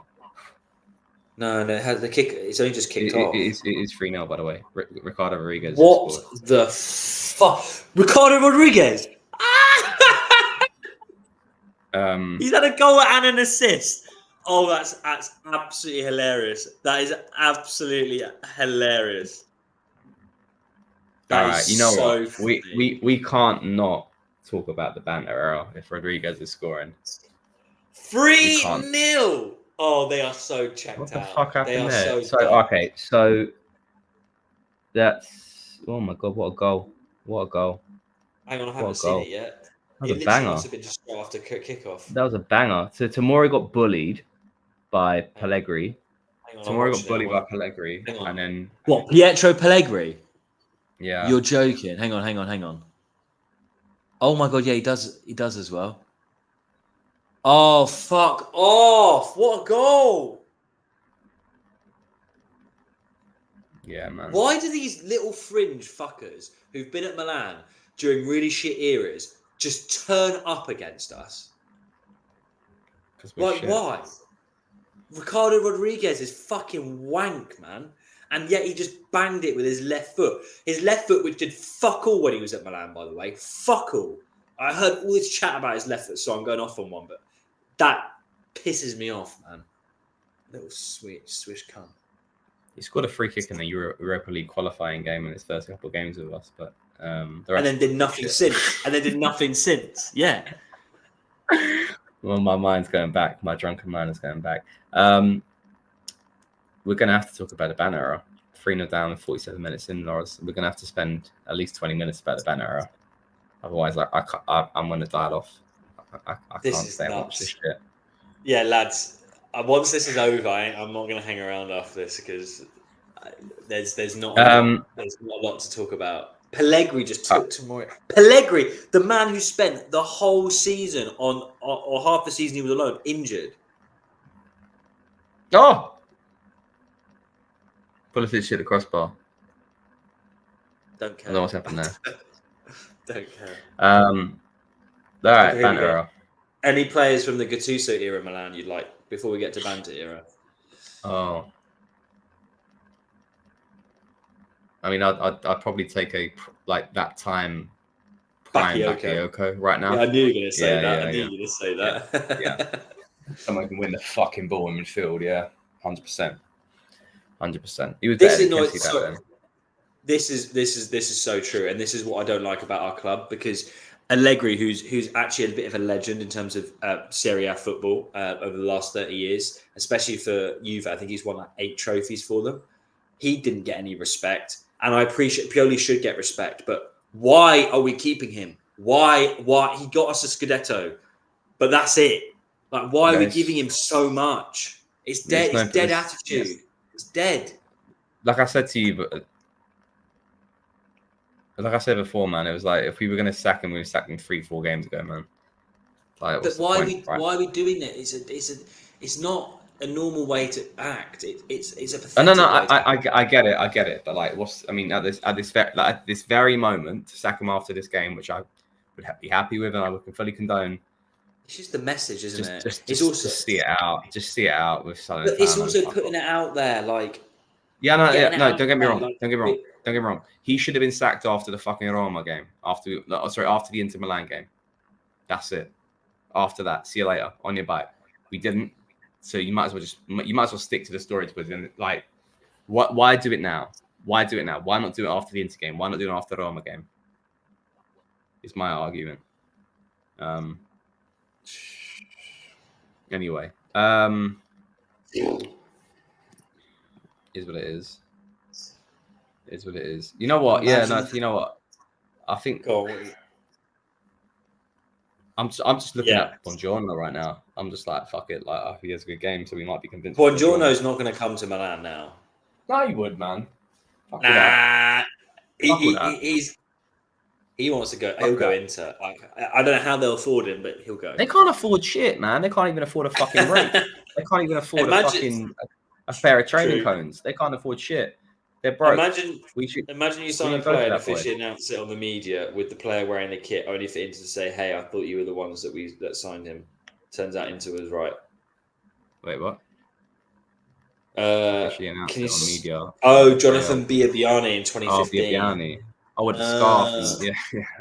Yeah, that was funny. Yeah, but we won out of that. We won out of that. We won out of that because we didn't get him, and we got Jack Bonaventura, which was he was brilliant. A lot better of a signing. There's this clip, where you see Biabiani on the ball on that for Inter on the right side, and you got who's a Japanese right back that they had. Nagatomo. Yeah. And he's like, come on, square the ball, give it to me. And then he's like doing these like fake step overs, and he's like just not good. And he does nothing with the ball. And Nagatomo's like, what the fuck are you doing? Like, get off the fucking pitch. Yeah, he was awful, man. We would have been so bad if we got him. Imagine if we didn't get Bonaventura and we got Biabiani. Like, you're talking about Banter era. That would have been like Banter era. Iron cut, like you said, mate. They're already on vacation. They've been on vacation. Like, honestly, they've all been thinking, right, we're going Maldives in a few weeks. Can't wait. And the players who are going to the Euros don't want to get injured. So what's the point, man? Why did we drop them Ventura? Was his wages too high? I think when he, because he was like turned 30, I think he was like, I don't know, maybe like. I also think he wanted. I don't think we could have. I think at that point we couldn't guarantee him starting football. Like, he went to Fiorentina and he's like, a big star there. So fair enough to him. And there was no love lost. Like, it wasn't a bad breakup between us.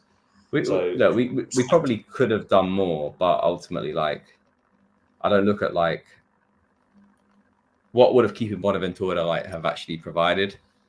Yeah, 100%. I don't know. I mean, I don't think a lot. I love him to bits. I still think he's got, he provides a good element of value to Fiorentina, but yeah. Do you know who I was most excited about when we signed him in the Banter era? I can't remember his fucking name. Oh my God, I just had it. I lost it. The Argentinian midfielder. Rigore per Milan. Rigore per Milan. Got a pen. Oh, nice. Pulisic has won that really well there. He's got fucking chokeslam down though. What was his name? The Argentinian attacking midfielder. Oh, what, the one that the one we signed from like Russia or some shit. What was his name? Sosa. Yes, Sosa. I was hyped. I don't know why, because I think there was a video of him doing like a rainbow flick or roulette or some shit, and I was like, oh, this guy, he's saucy. Sosa, yeah. Sosa and oh, man. Yeah, there were some wild players back then, man. Who's taking the pen then? I think Benacer looks like he might be taking it. What? Not Pulisic? I thought Pulisic was the guy. Yeah, he's a bit soft with his pens, I think. Danny's taking it. He's captain as well, so fuck it.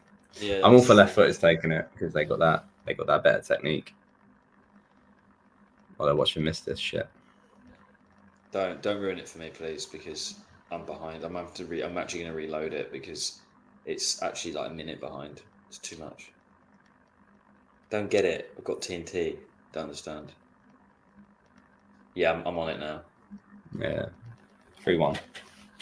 All right, thanks for Benny, appreciate that. Cheers. No, cheers. Thanks. It doesn't mean shit anyway. It means it. I need another gin and tonic, but the missus isn't here to give me one. 3-1, we're coming back. Running Hey, back, Merlin, can terrible. you make me a gin? Make me a gin, mate. That's the least you can do. Nice pen, that. I think Pulisic took a pen pre-season and he missed it anyway. So why are we asking Pulisic to take one? I don't know. Fucking stat padding bitch. I'm joking. Love how Juric is on the floor. Like, why are you kneeling down for, bro? This game means nothing. It literally means nothing. 3-1. I would not have thought this scoreline for a second. It's time. We can run it back. 3-3. This game can have 3-3. Yeah, man, like, what a mental scoreline. Well, it wasn't the Genoa game. That was 3-3, wasn't it? So, Our goal difference this season is fucking dreadful. Well, goals I know conceded is pretty shit. Juve's is bad as well, but our goals conceded is like really. Yeah, really, our goals really conceded is bad. Our goal scored is really good. Really good goal scored. Yeah. What was I going to say? Watched Man U treble win, Amazon Doc 99, then run to that Champions League group of death with Barca and Bayern, then R9 Inter, Ancelotti's Juve in the semis, toughest run to Champions League win. I don't know a lot about Manchester United, to be honest. Wait, what? Other than obviously Kaka dicking them. I don't know. Yeah, I don't know. It's pretty... It was impressive. I mean, look, 99 Manchester United were unbelievable. One of the greatest teams of all time. Up there with the Milan. Up there with the Milan 03, 04. Did they play Inter in the quarters? I can't remember that. I don't know. I was a bit young. I don't really remember much in '99, other than the semis against Juve, and then. What are you talking about, Steph? You were like 15 back then. 8. Sorry, I'm late in the chat, but do we think De Zerbi is clear now after today's announcement? You are very late, Bengan, but we'll run it back. What did you say? 25%? We're saying. I think I said 20. 20. 20. So there you go. 20. According to 20, 25. Mental maths. Mental meth.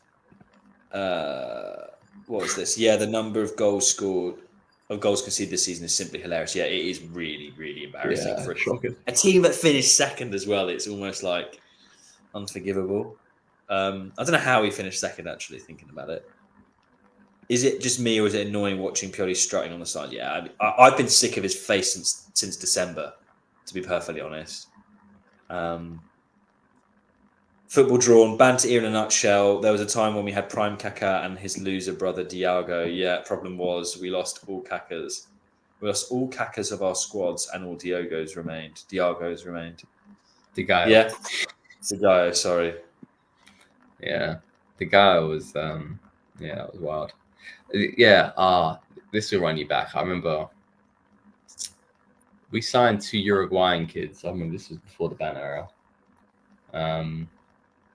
Not Laxalt. That's the only one I can think of. No. This is way back. Laxalt's hair makes me sick. Like, Laxalt's hair makes me want to vomit. It was random. It was Matias, or something like Cardassio, and we signed another attacking mid called like Vildez. And I was convinced that we signed some like top tier talents, and I was like, they were shit, man. They were shit. I remember reading a scout report being like Cardassio was supposed to be the next Gattuso, and Vildez was like, I don't know, some like midget version of Kaká. But, I remember who you were talking about. I remember the Gattuso guy. That rings a bell, man. That rings a bell. Cardassio or something like that, and then Vildez. Yeah. Mate, you've unlocked a cool memory here. And we played a pre-season game. What's his name? I remember I was in Italy. We played a pre-season game against Man City. This is when Man City started getting money, by the way, back in like 2007 or something like that, 2008. And then I thought they looked all right, and they were shit. People who know about who I'm talking about, give me a shout out, but that was a hell of a fucking throwback. Mate, what was his name? Oh, Mateus Cardassio. Yeah, I found him. Yeah. Mate, like this is kind of black hair, like medium blonde black hair. Oh my god, this is yeah. I remember the Gattuso. I remember the Gattuso number 14. I think Vildez were like 20, something like that. 20. Yeah, I remember this Donny. I remember this guy. Yeah. I remember the hype around him. The Gattuso thing just jogged my memory. I remember all of that.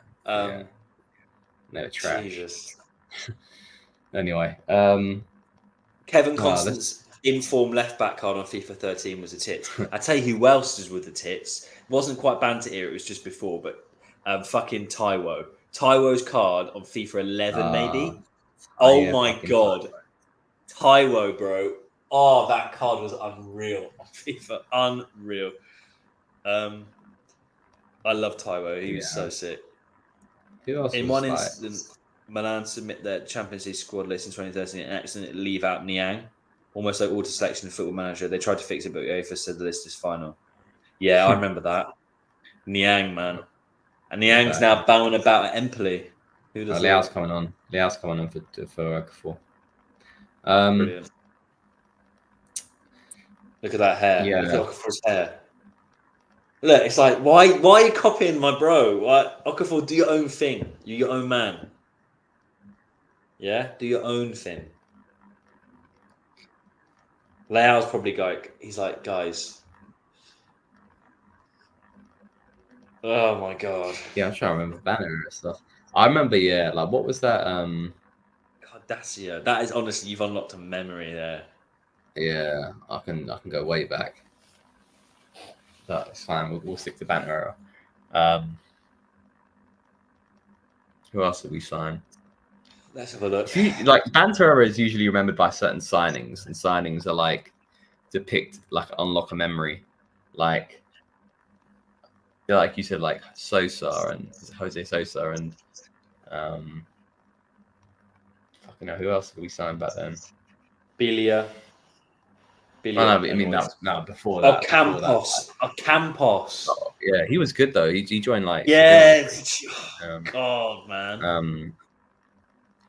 But yeah, like I mean, we're probably going to go way back, man. But like, Kalinic was the worst striker. I hated Kalinic so much.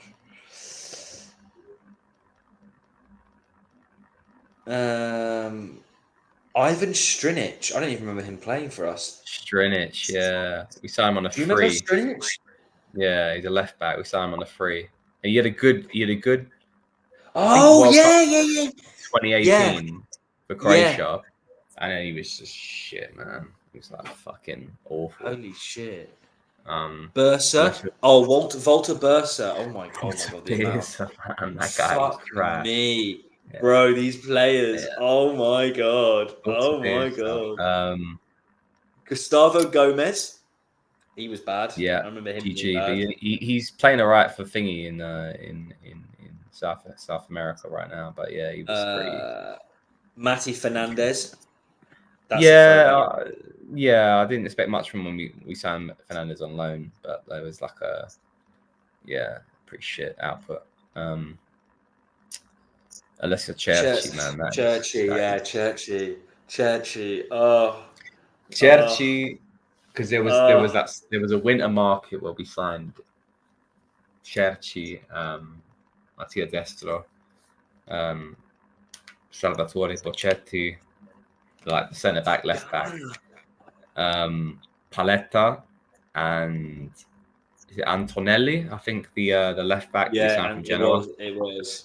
Like Paletta was kind of like, all right, like I mean, he was that wild tackle, but like him and Lorenzo eventually had a good partnership with Mihailovic, but and Antonelli I thought was respectfully okay, but like fuck me, man, Bocchetti, Destro, and Cherchi. I've just remembered a real fucking howler, and I think he only played twice for us.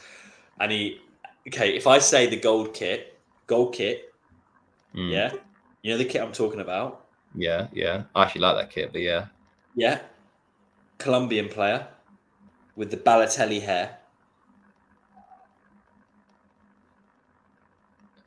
Defender. I think he was a defender. Yeah, he was defender. Yeah, he was defender. Is it Jerson Vergara? Yeah. Well done. I've got that. Well done, Steph, man. What a fucking throwback.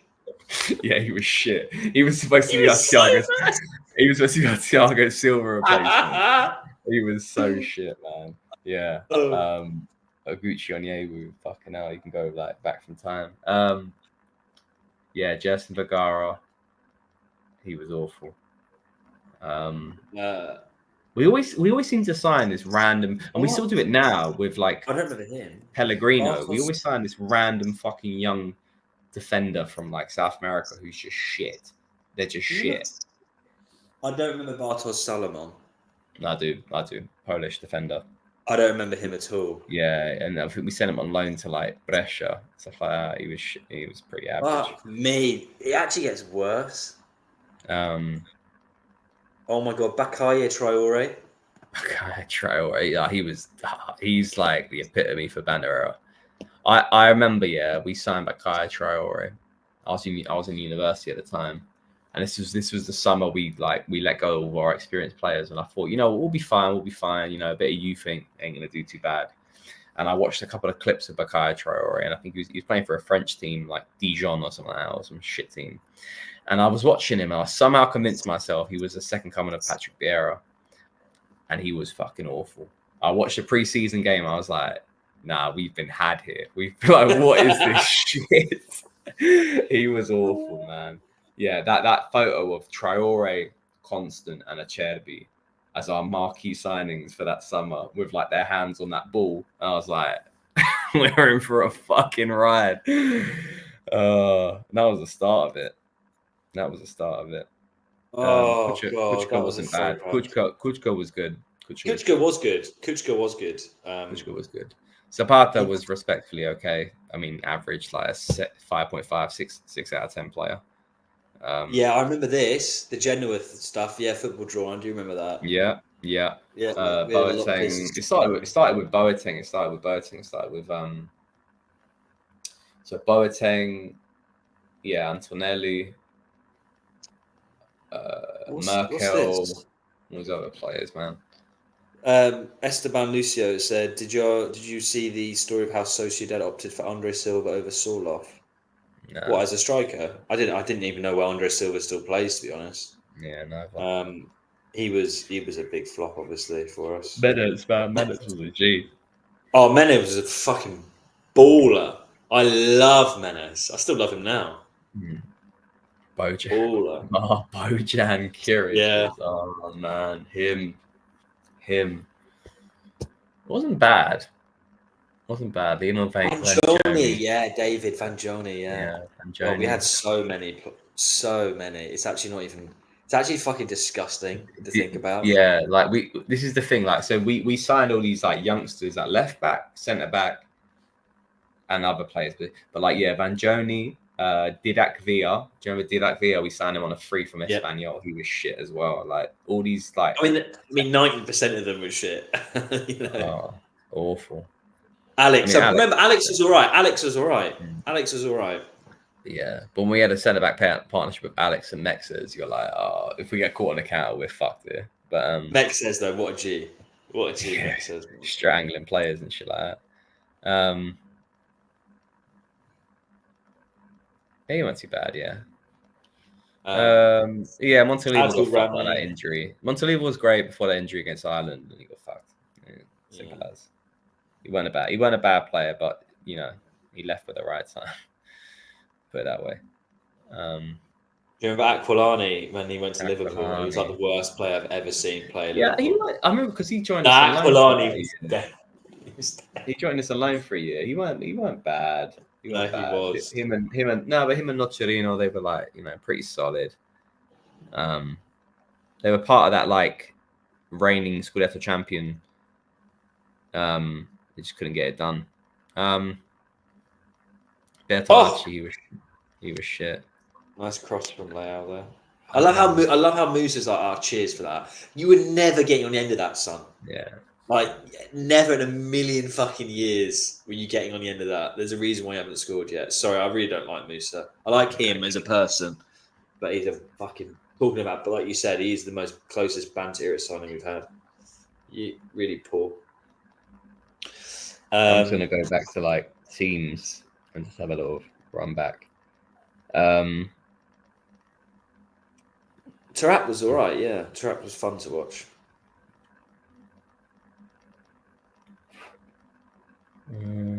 I think we said it last watch along. For me, the biggest Banter moment was that pre-season corner A Honda one. Honda. I'll never forget. I literally will never forget that's the day I died because I was so hyped. Because back then Honda was like semi-hot property, and I was like, oh my god, we're finally getting some quality again. And that corner, I don't think I've seen a worse corner ever.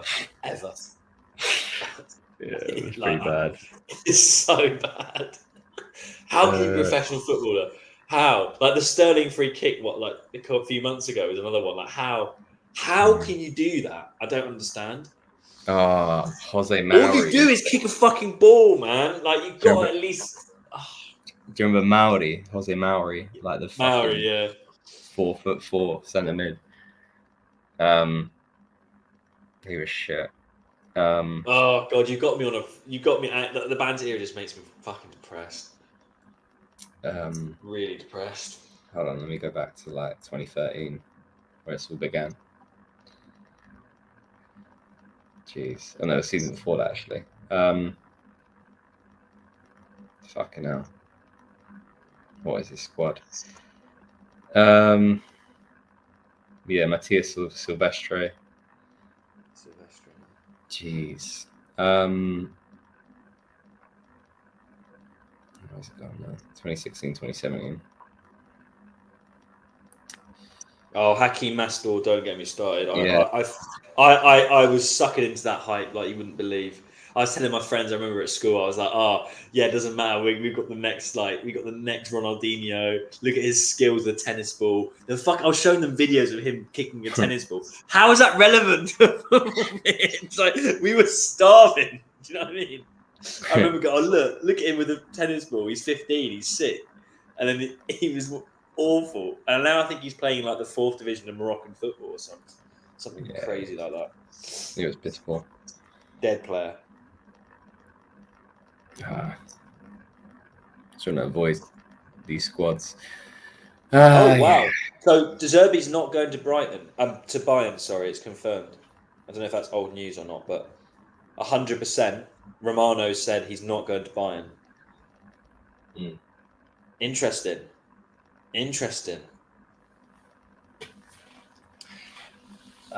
So I had to just lie down because I could not watch what I was just watching. Benacer was like holding his ass on the floor. I was like, oh my god. Have you seen the Nicholas Sula pics, by the way? Like, man's big.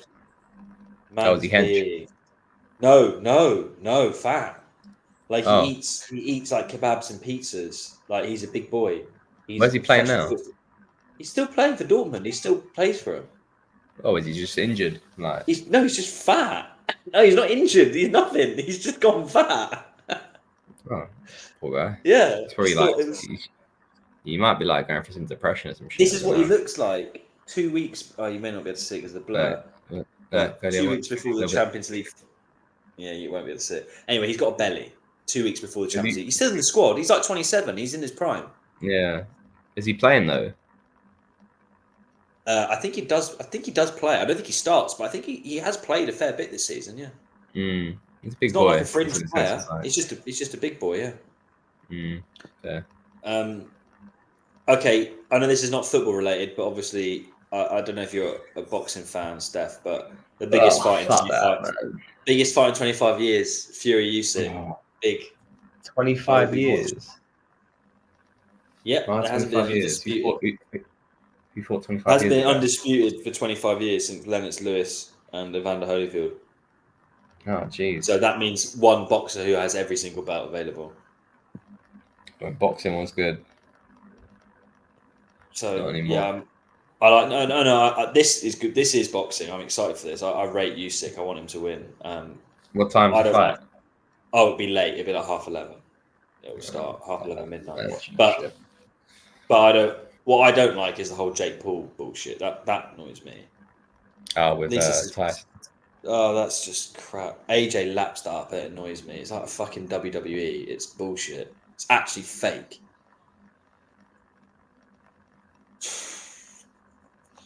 Streets won't forget when Ken Prince Boateng and Montari led us to beat Barca 2-0 on their prime. Mate, that Boateng goal. Oh, that Boateng goal. Oh, that was sauce. I think you're talking about a different goal, by the way. I know he is, but I'm saying that goal. Yeah, the goal against that was when I think we drew 2-2 as man in the group stage. But that the goal, the goal, the game when we beat Barca 2-0 in the first leg. Yeah, that was I actually the Montari goal in that game was jokes. That was like I think Niang like got it to El Shaarawy, who just like tipped it over Piqué or something like that, and then or Puyol, I can't remember who it was, and then Montari just like levers it in the bottom right corner. I was like, yes, sick goal. But yeah, no, that goal, I think. Hasn't he played for all three clubs? Juve, Inter, Milan. No. Just Not for Inter. Okay, Yeah. I thought you had just Inter as well. No, there's been a few players that have done that, but I don't think Montari's done that. I know Baggio's done it. Vieri. Vieri. But yeah, Patrick Vieira done it as well. Yeah, right. Yeah. There's not been many. Who else? There's not. Who else That's did it? three. We've got three. Vieira, Vieri, Baggio. There's got to be a few more. There's got to be a few more that've done all three. Help us out here, guys. This is what it's come to, because look, you've got fucking Musa just like launching himself on the floor. It's like dead. He just doesn't. Who else played for all three? He just like nosedived onto the floor. Andrea Conti and Mattia Caldara literally ruined their career with their cursed transfer to Milan from Italy internationals to absolutely done with football. Yeah, I remember Conti especially being. God, there was so much hype about him. So much hype about Conti. Who else has played for all three clubs? Bonucci. Oh yeah, of course, Zlatan and Pirlo. Yeah. Well done, Shohil. Bonucci as well. Bonucci did his youth, wasn't he, at Inter? Yeah. He started at Inter. I think I got this wrong. Allegro Italia played for Inter because he definitely played for Juve and Inter and Milan, but I don't know. I can't think of. I don't know. A random player who played. And Pobega's coming on. Jerome Pobega. How does Pobega get straight back into the fucking lineup? Pioli, you're a dickhead. You are a dickhead, bro. It's obsessed with Pobega. I can't wait for this ball guy to go. Like,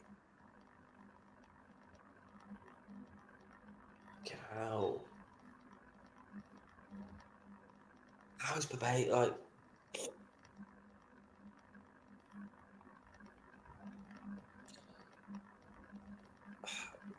Pobega's the best runner we have. I'm not disputing he puts effort in and he's fit. I'm just saying he's been injured and hasn't played any football properly since the last game when he first came back for like 8 months, and he comes straight back into the 11. Chukwueze, right? Just let's put this into perspective, was on the hottest run of form a player can have, and Pioli benches him. Make that make sense, guys. Make that make sense. That's why I'm annoyed. I'm not annoyed about Pobega. I'm annoyed that Pioli's like, yeah, I'll put him straight back in. Fucking idiot. Who the fuck else played for all three clubs? I feel like I'm missing someone. Milan is really the worst Italians among the top teams. Yeah, we do. And we used to have the best. It's embarrassing. His running style. Yeah, well, I don't hate on Pobega. He's not bad. He's all right as a squad player. Yeah, my point was just, Chuck's injured now, but I'm just saying back when he was in form, Pioli didn't then continue playing him and start him, which was stupid. Yet Pobega's been out for 8 months, and as soon as he's fit, he goes straight back into the 11. And I know that he would have done that even if this game wasn't a nothing game. If this game did mean something, he'd be bringing Pobega on, and that annoys me. Because it's not fair.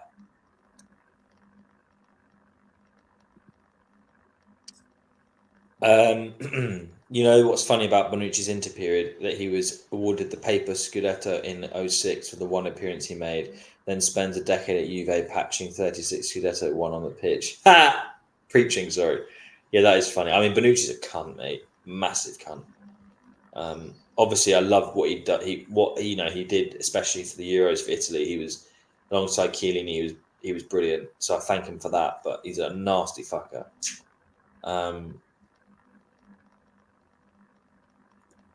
Oh, thanks. To be honest, I don't watch Pabega, Bengen.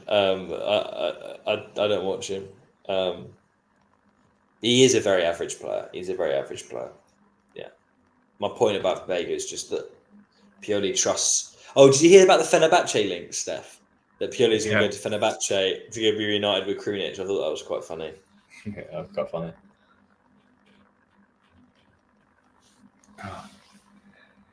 Oh, he's giving a lot of hugs to Buongiorno there. That suggests to me that that's kind of a see you later. There's a lot of embrace there for Buongiorno when he came off. Yeah, fixed captain. First time he's worn the armband, I think. That's quite cool.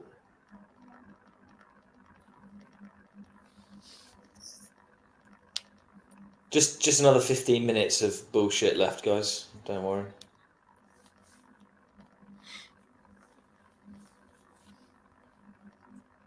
Jesus. I think we score another goal. But name a better ship than Krunic and Padre Pioli.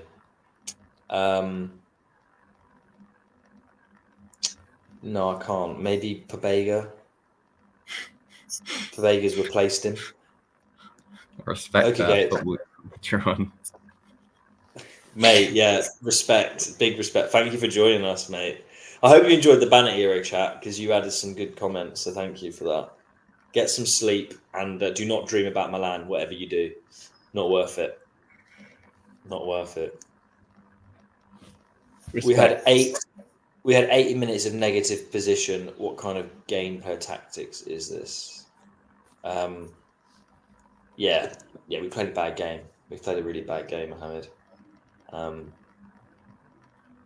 Would you get Ricci? I'd like to say I watched him this game, but I've not really watched much of him. I haven't watched this game at all. It's been fucking awful. I want Yusuf Fofana, man. I want Yusuf Fofana. That's it. Yeah, I think he looks like a good player as well. Yeah. Can't say I watch Monaco a lot, but I've seen a few videos and his attributes seem all right. Play on, ref, man, you fucking mongoloid. Why am I invested in this game, man? Jeez. It's 2 a.m. here. This is not worth it. Mate, here, respect, bro. Respect. One to Milan.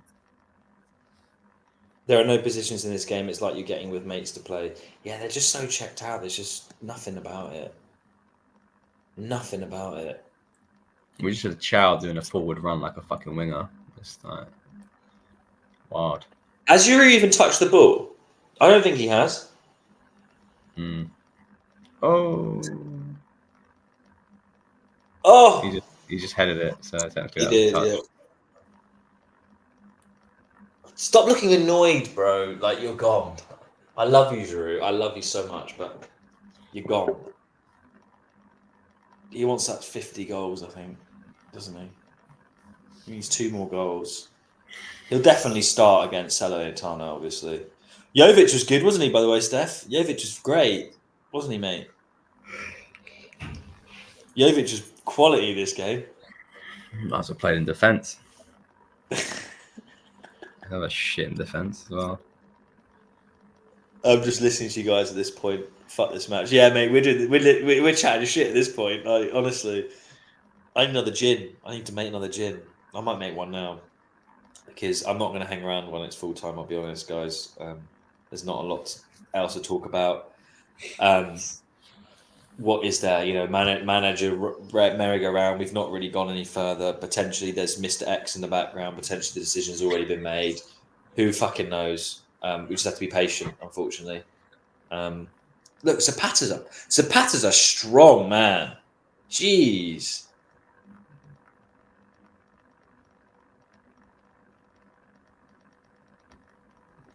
I wouldn't mind talking a little bit about how Atalanta have had a very good season, and I kind of want them to win the Europa League. I'm annoyed that they couldn't beat Juve and get the Coppa. It's so classic. We need to sell Chow, man. What is this kid? We do. Kudos to my girl who's been sitting with me this entire time and during the match. Mate, she's a keeper. Right, look at my feet. Do you guys give Dortmund any shot in the Champions League final? My best mate's a Dortmund fan, and I want to give him a little hope. Yeah. It's a one-off game. If this was a two-legged tie, I'd probably say no because of Real Madrid. But in a one-off game, any team's got a chance. I mean, come on. As Milan fans, we should know this more than anyone. 2005 Istanbul, right? It's always a chance. Real Madrid will go heavy favourites, but Dortmund have had a very impressive Champions League run. So yeah, they can definitely win, 100%. You got to think like Dortmund group stage, semi-finals. Like they shackled down a PSG side who have got a stellar player in Mbappe, yeah. And Real Madrid, I think they're a fantastic side. Ancelotti's a fantastic coach and stuff like that. Like as long as they can contain like Vinicius a little bit there and stuff like that, and they can play some disciplined football. I don't think it's gonna be a high scoring game at all. I think it's gonna end like 1-0. But they're in it, man. They've got they're tactically sound side. Don't concede many goals when it comes to European football. They're in it, man. They're in it. I just want to say, iron cut. One-sided Champions League ties don't really happen anymore. Like, name me the last 5 finals have been 1 or 2 goal margins at most. Mm-hmm. Dortmund 100% have a chance. Are they favourites? Are they fuck? But can they win it? 100%. That I think is hard to argue. Dortmund deserve to be there. Yes, Real Madrid are obviously heavy favourites, but to say that Real Madrid are going to steamroll them 4 or 5-0, I think is wrong. I think that's wrong.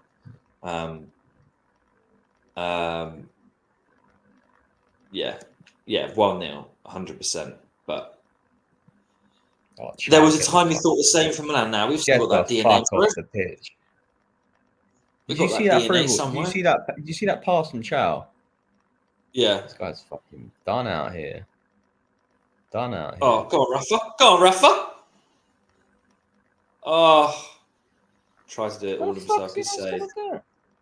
I don't know how it was straight at the keeper. Vanya's a good keeper, though. To be fair, Milinkovic Savic. Yeah. Let's get Royce. I think Royce will go to MLS or something. The fella's made of glass anyway. Good player, but too injury prone.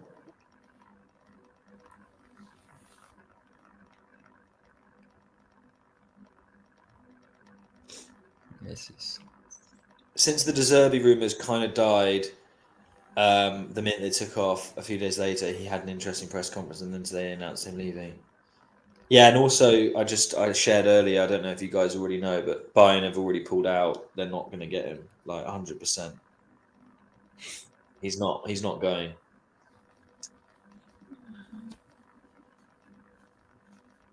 I agree, Iron Cut. I'm just happy that we've somehow managed to retain the 7th Champions League above every other team that can catch us for another year. That's quite impressive. Real Madrid getting a 15th doesn't really mean a whole lot. But I would prefer Dortmund to get their 2nd. I think they've only got 1. So, yeah. I definitely want Dortmund to win it. Although, from an Italian perspective, I want Ancelotti to cement his legacy as the best manager. Because I think he is right now the best manager in the world. And people who compare him to people like Klopp, I love Klopp. Ancelotti's a different fucking stratosphere. He's at the Pep level. God, this game. Fucking hell.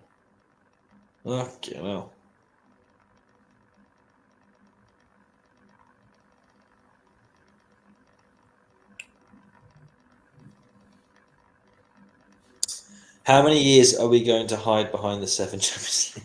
Till we get number 8, mate. Till we get number 8. Oh, I don't wanna know.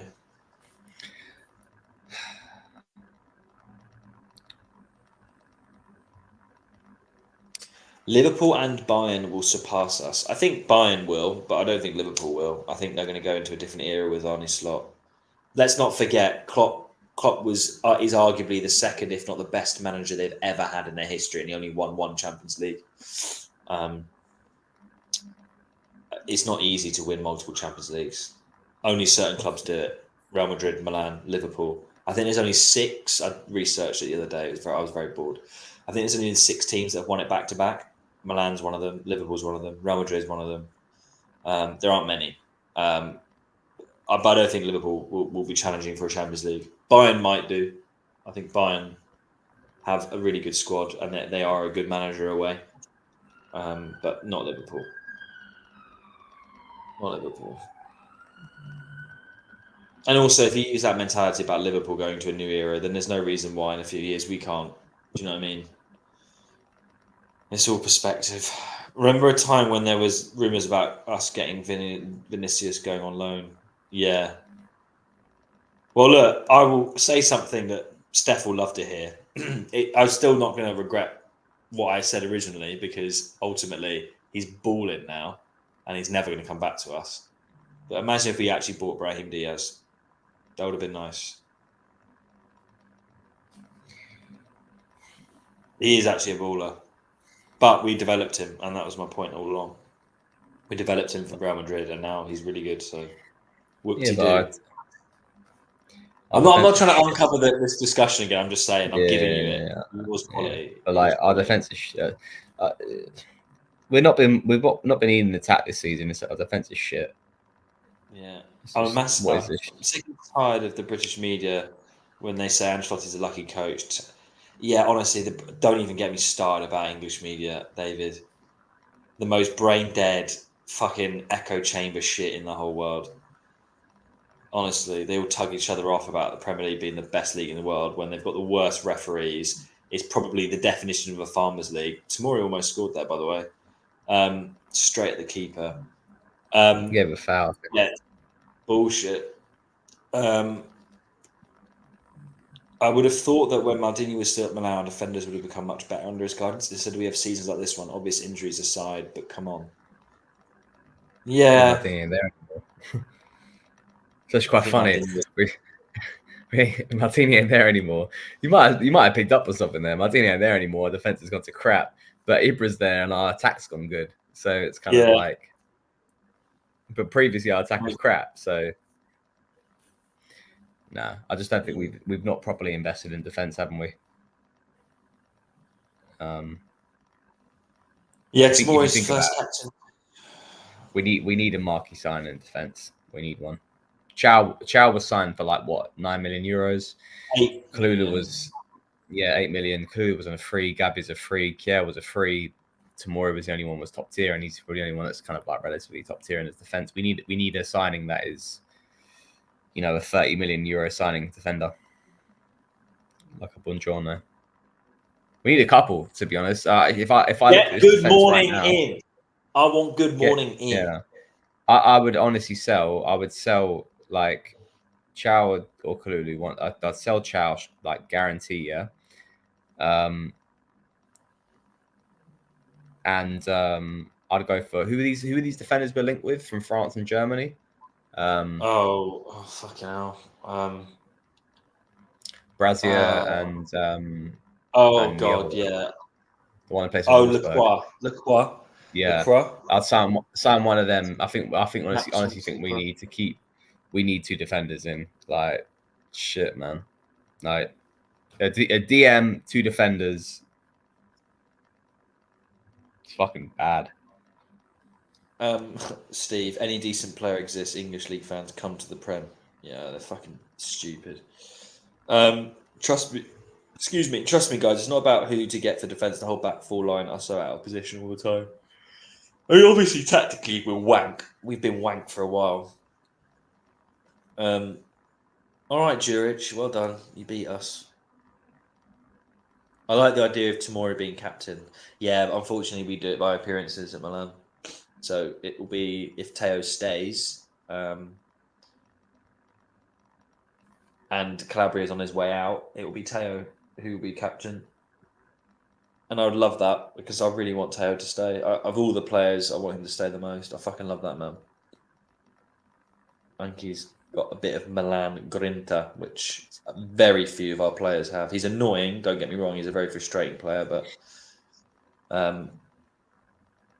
he does give a fuck about the club, I think, at least from a on the pitch perspective.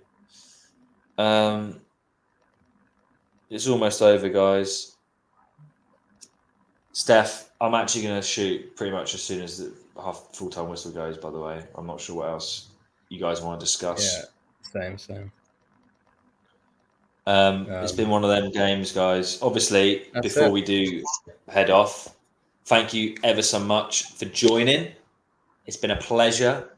We love doing them. I know it's been a bit of a nonchalant one tonight. We're all slouched back, but I mean, it's indicative of the performance that we've had.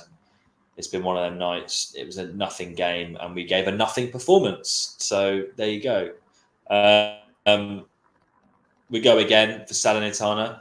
We'll confirm ASAP if we'll be doing that game, but I'm planning on doing that one as well. And then obviously we'll be back hopefully in a bigger way for the next season. We'll have a think over summer of how to improve the watch-alongs. But we love the fact that you guys got engaged and we've got a nice little community going. And yeah, we've been really enjoying them. So thank you guys. But I think unless you got any other last thoughts, Steph, I think I'm going to call it.